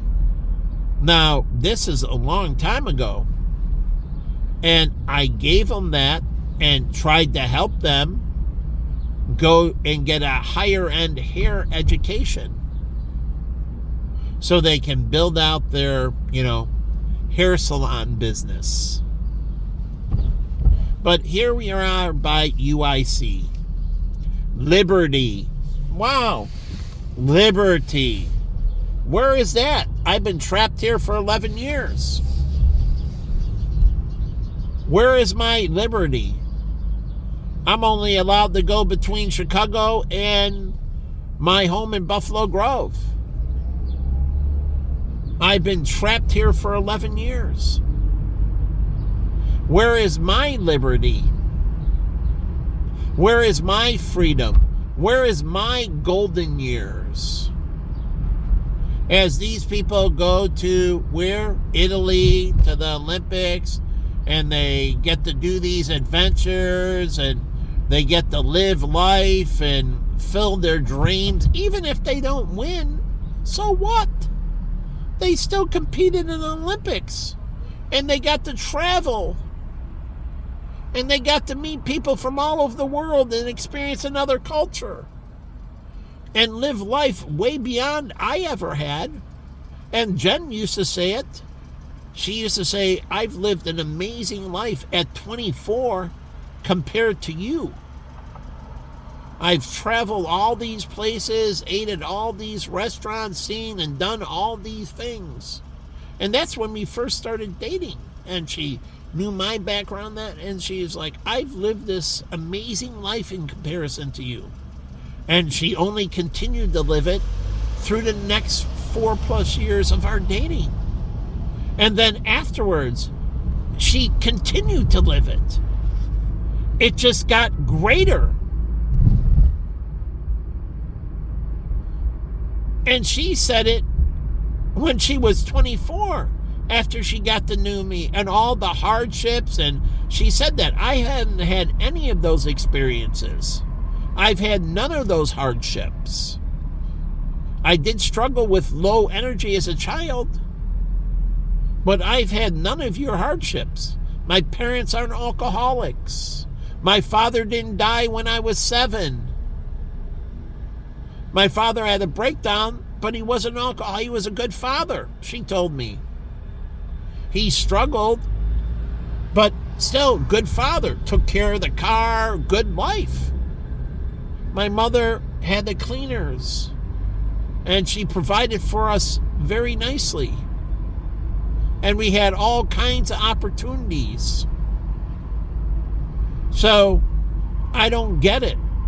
But somehow you say I should suffer all of this. Hold it. I did for Sam and Adam, and I was a good client of theirs. And before them, I went to another Muslim guy who used to play basketball.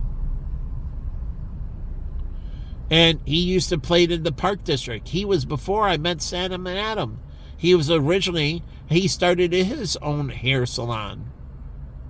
Somewhere, I forgot where, but he's a good guy. He works long hours, cutting hair, making money, doing the right thing. No crime, no resistance against the United States, no negativity, no nothing, but doing the right thing. Honoring the law, being law-abiding, working hard in their businesses, providing for themselves and their family righteously. So here's UIC. They want to build out. And it looks like they're doing some building right now. They want to modernize. They want to grow. And these are primarily all minority neighborhoods. These are minority neighborhoods. So we're on Harrison. And we got some honorariums. Jane Addams, the Hall House. Frank Reed Horton Way. So this is Jane Addams Hall House Street in Frank Reed Horton Way. Honorariums for Halstead, this area. But this is primarily all minority. And all these institutions, 4 of them, want to build out and grow. Chicago State, UIC, Illinois Institute of Technology, University of Chicago. And so they got land over here. So I don't know what they're doing. What their plans here. The reason, if anyone knows, the reason UIC ended up here was to create a buffer area to prevent the race riots. And so originally these buildings were built with very narrow windows in that, so people, couldn't get in that. So it was built as a buffer, like the University of Arizona. If you ever been there, and they talk about the wall around campus, there's a stone wall that was to keep the rioters out. Do you know that? University of Arizona, the same thing. They built the wall around the campus to keep the rioters off the campus. So Mayor Richard Daley Sr. built this to put a buffer between downtown and the rioters. So downtown Chicago wouldn't burn because they were burning and looting. So this was put here as a buffer. That's why they chose to put the school here, to act as a barrier to rioters. Here's the stadium, the arena that my nephew went in right here. This is Credit Union 1 Arena. This is where my nephew graduated, and the head of Google Hong Kong was a female. And I saw her speak here. And her father went to UIC, and he's part of the Chinese Communist Party. She runs Google in Hong Kong because they pulled out of China, mainland China. But she did talking about this and talking about the future and talking about what she was doing for Google. This Chinese lady who was running Google Hong Kong. So she came down here. UIC has, Mayor Daley made it 6th city with China, I think Shanghai. And so we're supposed to have great relations with China.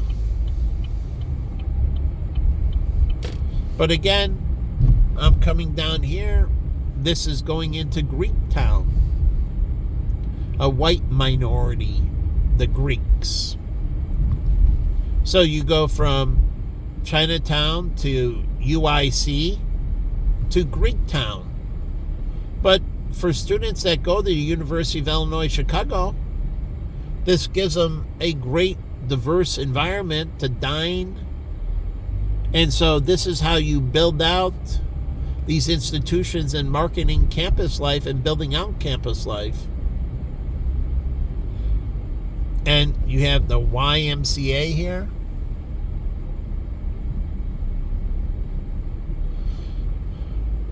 So Greektown is on Halstead, which I'm getting back to.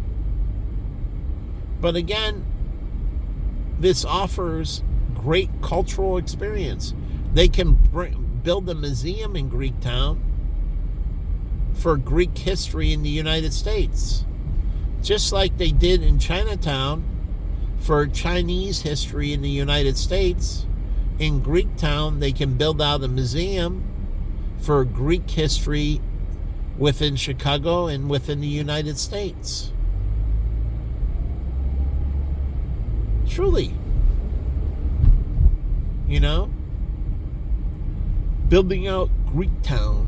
I love gyros. My friend Calliope, she was Greek. She worked for us at Baja, and I had a crush on her, and she was a really good girl. And we used to hang out and cuddle. We didn't make out, but we hung out and cuddled because John Sr. used to come over too, because I had to drive him home. And so we just go back to her, we eat and go back to her place. And here's the sign for Greektown. And we would just hang out and cuddle, and she lived right here on Halstead.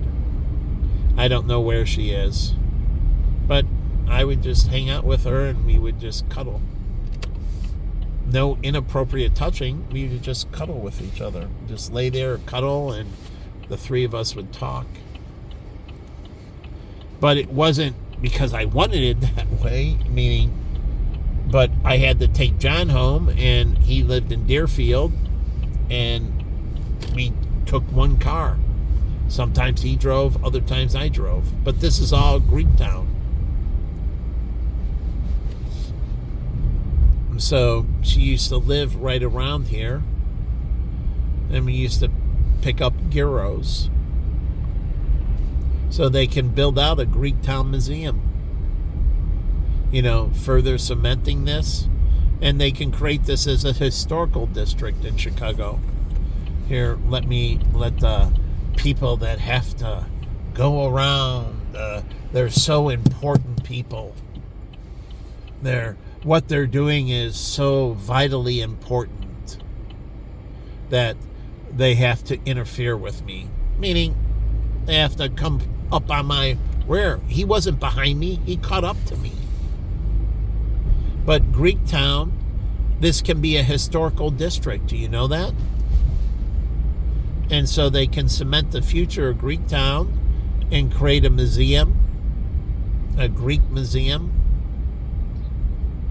and build out the history of the Greek people and create a historical district. And so that can be done. And so you can preserve Greektown going in the future, just like Chinatown should be turned into a historical district. So they can renovate and modernize, but they can't get rid of it. So again, that was Greektown. Now we're into Randolph, Madison, Madhouse on Madison. This is Madison Avenue. And the Madhouse on Madison, you can't see the street sign, but Madhouse on Madison is what? The United Center, where the Chicago Bulls and Blackhawks play, where they made an offer for the DePaul Blue Demons to play, but DePaul decided to build its own, and they built the Wintrust Arena. DePaul did. Well, UIC can share it with them, so DePaul can stay there. They can share the Wintrust Arena with UIC, Institute of Technology, and DePaul. All three of them can use it for basketball, volleyball, and so the three schools can use the arena. Why not? Here's Randolph. This used to be the meatpacking district.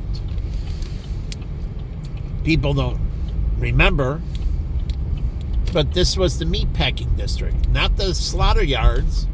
This is where the meat after they were slaughtered for meat packing. And they used to make sausage and all kinds of stuff here. So now this is, Google's area.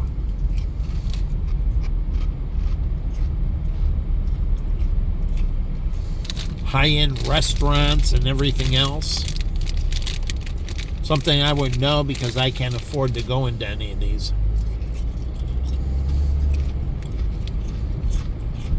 And I go to the low-end restaurants and they treat me like shit. So I can't get treated well anywhere I go. It seems like treat Michael like shit. And that's what they do. And they've been doing it for almost 11 years now. But they've been doing it a lot longer. Well, they get the voodoo donuts and they get to do their thing and move into a better life and own residence and move up in prosperity and buy finer clothing and everything else. Not me. The coat I'm wearing is 12 years old, my winter coat. Still good, except in one sleeve, wearing a little bit, but it's 12 years old. The only thing I got new this year is I bought some winter boots because the 2 pairs of winter boots I had for a decade plus.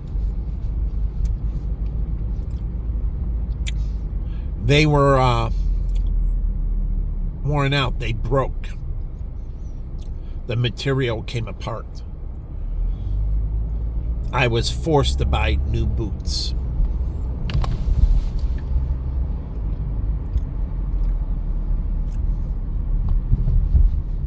They got Jenny's ice cream and everything.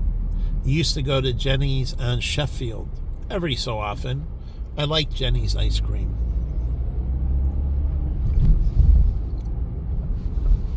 They got Nobu sushi, Richard Gere's place, supposedly. I went to Nobu the first time in Vegas. Who took me for dinner? Jen did. We ate at Nobu in Vegas, and then I went to Nobu in New York. And I went with Mike Ellison and Matt King, 2 of my friends. We went to Nobu. It was good. But again, even then, I didn't eat as much as I wanted because I had to watch the bill because it's very expensive. But I'm looking at Boeing. You can't see it quite. But right behind that building is the Boeing. Let's see if we can catch it, since I'm now stuck at the light. Let's see if you can catch the symbol. That little white at the top, you see that little white all the way up top? There's the Boeing symbol. They moved their corporate offices, but kept their manufacturing in Seattle. They move all their executives here,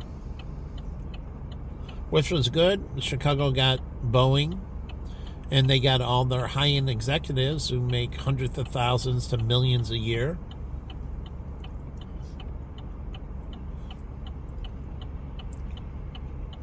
So that means a lot of income coming into them, getting dispersed in the Chicago community. But anyways, I went to 2 Nobus, New York and Vegas. So I've never been to the Nobu here. But, that's above my pay grade. Since all I am is a bum.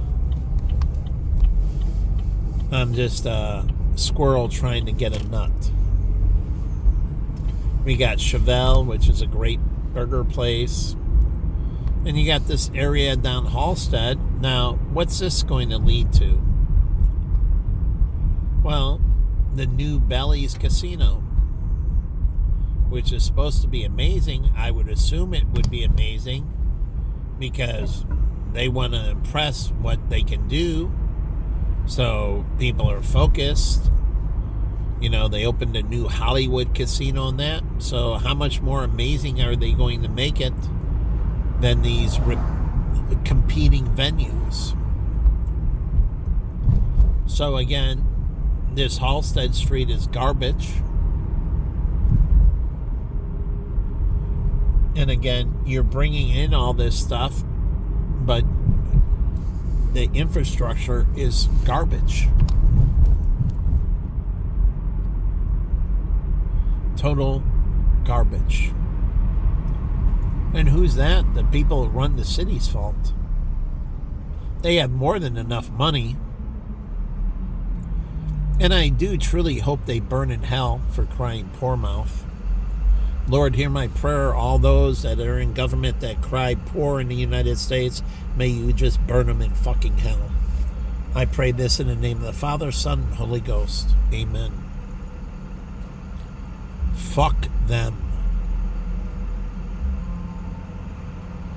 They're pieces of shit. The governor, the mayor, lying pieces of freaking filth. Where is the truth in anything anymore? Truly, it's just like I'm around a bunch of dirty, rotten scoundrels.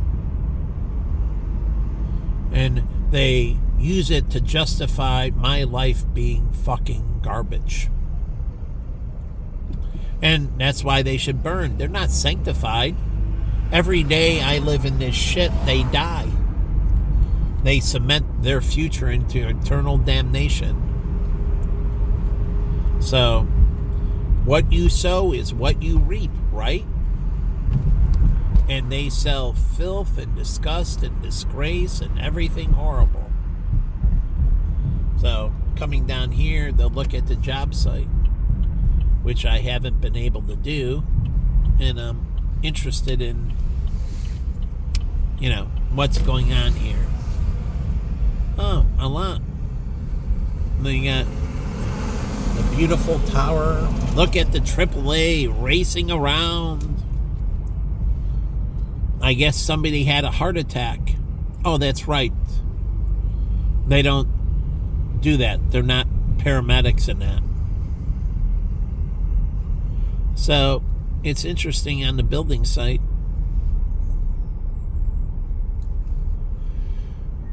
So they got the Chicago flag and the U.S. flag up there. And I'm not for AAA making money through people's suffering and pain. They're supposed to stop suffering and pain and be a solution when the unexpected happened. They're not supposed to be promoting it, then it's a bubble. Car manufacturers are supposed to, tire manufacturers are supposed to be doing everything they can to make the best product they can. AAA and everything has to survive on its own merit. Or what do you get? A bubble. And that's what happened in Japan, and it collapsed. So everything, that's why they have wholly owned subsidiaries. They have to make it on their own merit, their own necessity. Sink or swim, like the guys who started the firm. So they've built out a lot down here. But truly, you can get partners and work together, but your partner can't sink you, and you can't sink your partner. So you let them go.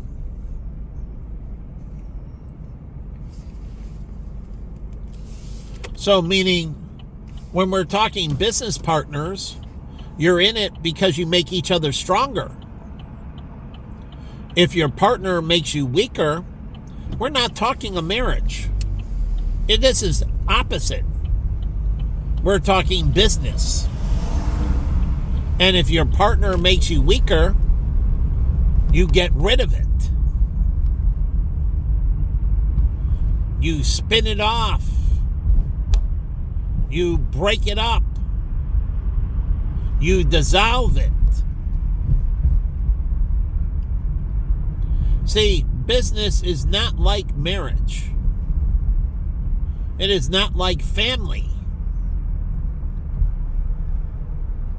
So, business is not a charity.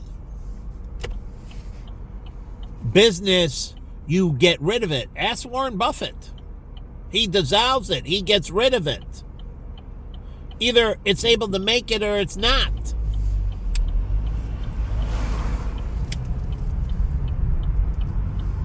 So I believe there's charities that help with these different consultings, but they got to make it. You throw them a lifeline, but that lifeline only goes so far.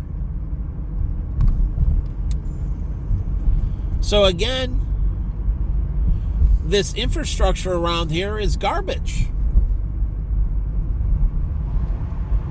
And it seems they moved pretty far on the project.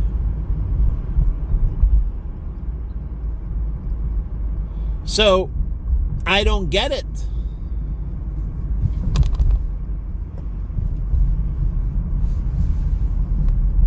Yeah. Looks nice from there. I don't get it.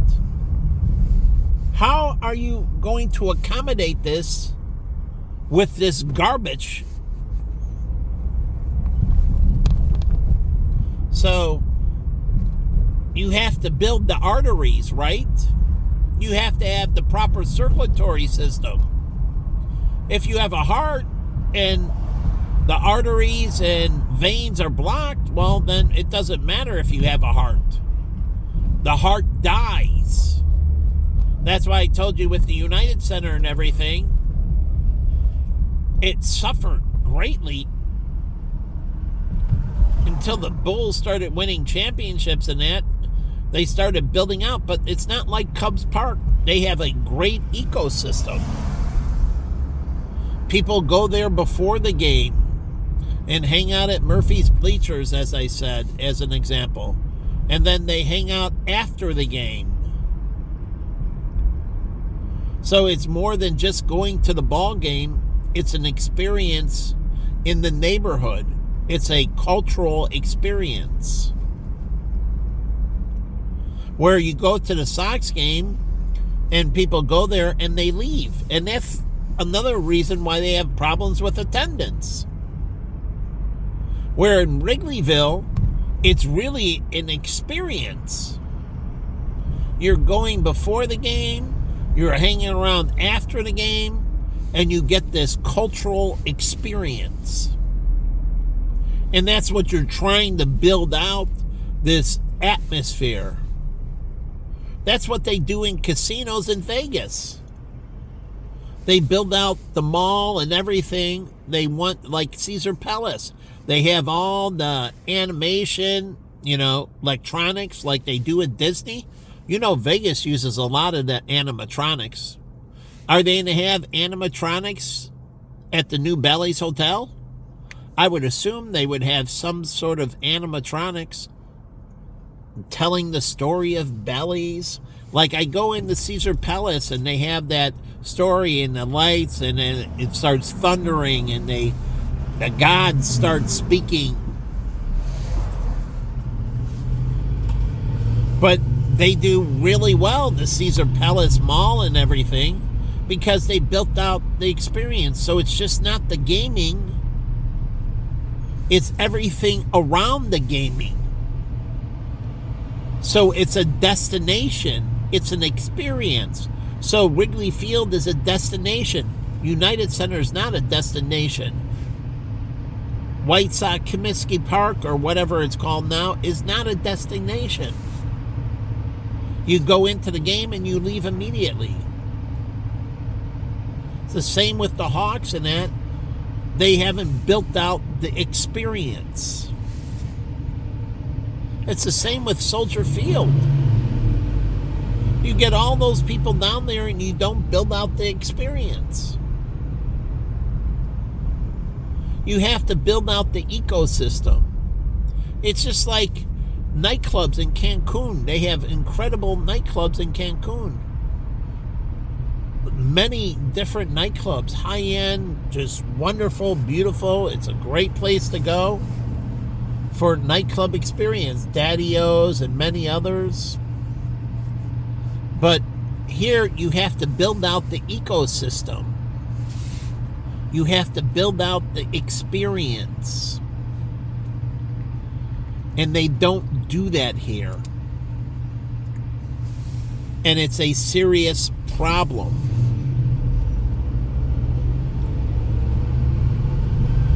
So,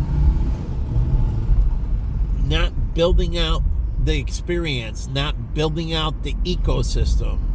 What they seem to build out is the experience of, Chicago PD.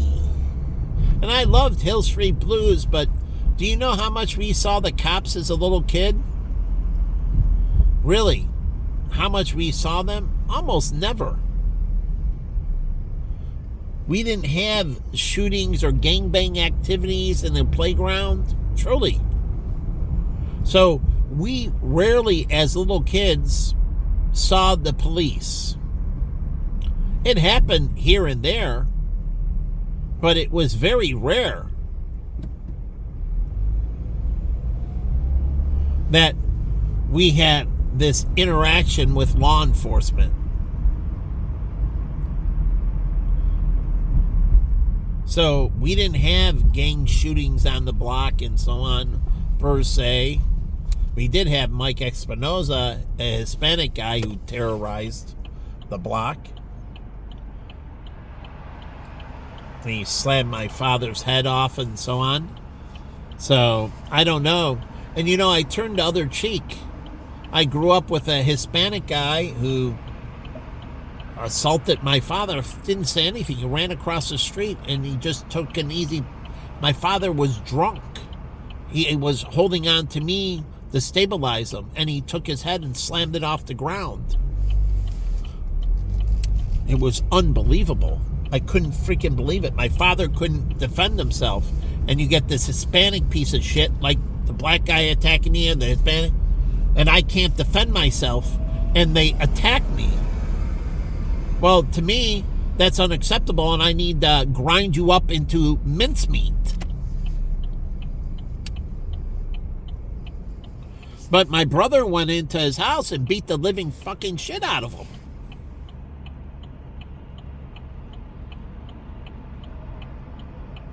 Right in front of his mother. And that wasn't the only time. My brother went into the house of these two twins. They were white. And right in front of the father and beat the fucking shit out of the kids right in their house. And then the father called the cops, and the cops said, and my brother told them they attacked me, and I was a little kid, but I stood my own. They were 8th grade, freshman year, I forget. They were big kids. I was a little kid. And the cops told the father that your kids are little juvenile delinquents, and that they got what they deserved. And we'll talk to you later. And they told my brother, go home. I never interacted with those two kids again. They didn't come near me. They were scared shitless of me. And Mike Espinoza never came near me. Scared shitless of me.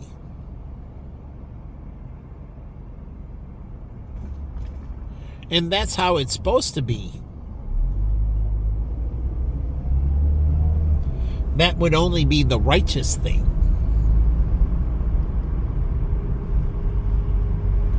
So again, I don't get these things.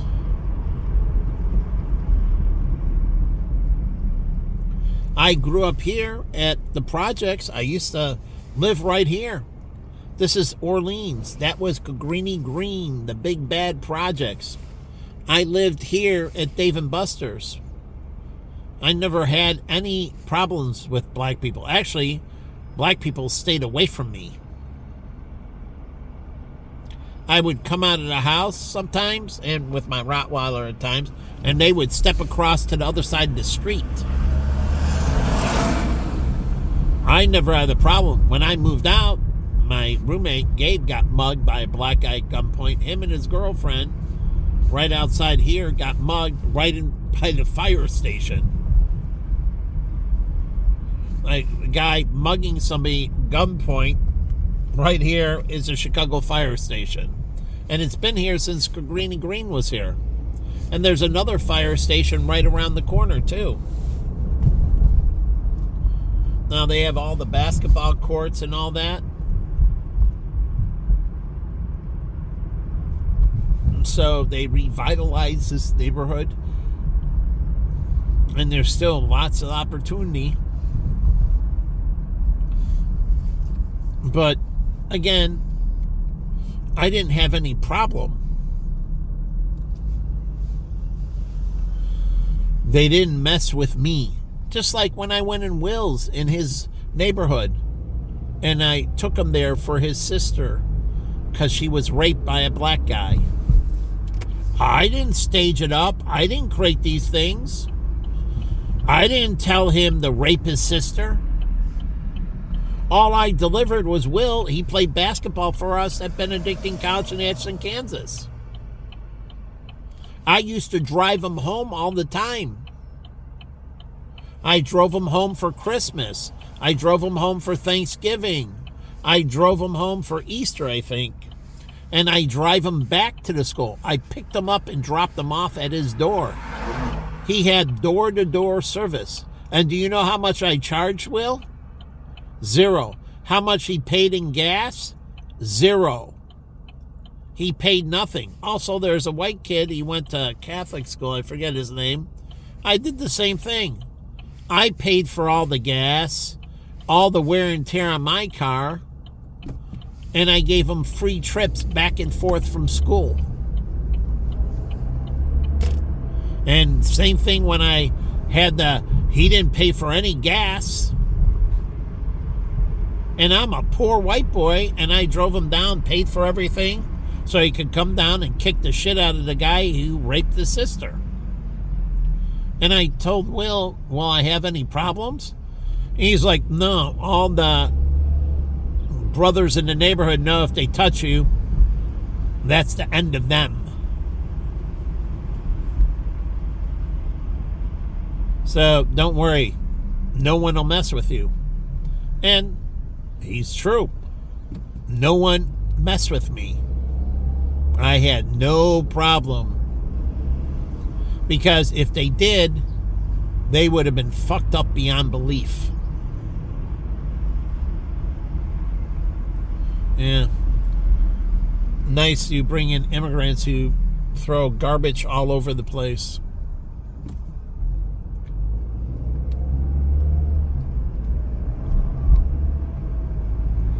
A society based on filth.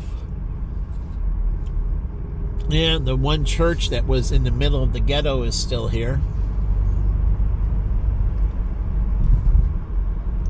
But this is where Rocky, her daughter, went to the Noble Academy. Was it called it back then? I don't know. I picked her up, Madison. I haven't seen her. It's like Heidi's daughter, too. I haven't seen her since it's been so long. But I used to take care of them and help out with them.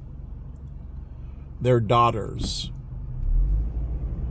I was good to them, and I was good to their daughters.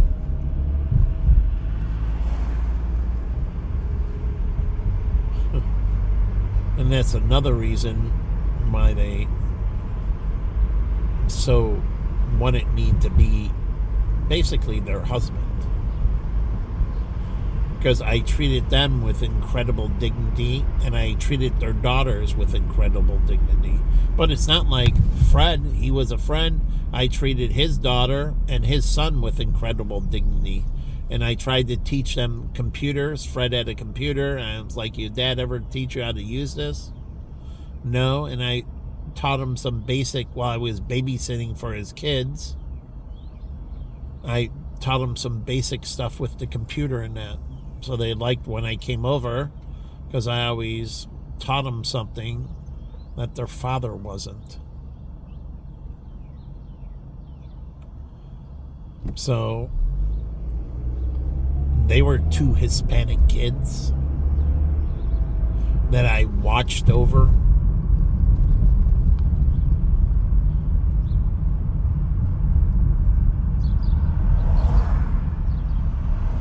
So, again,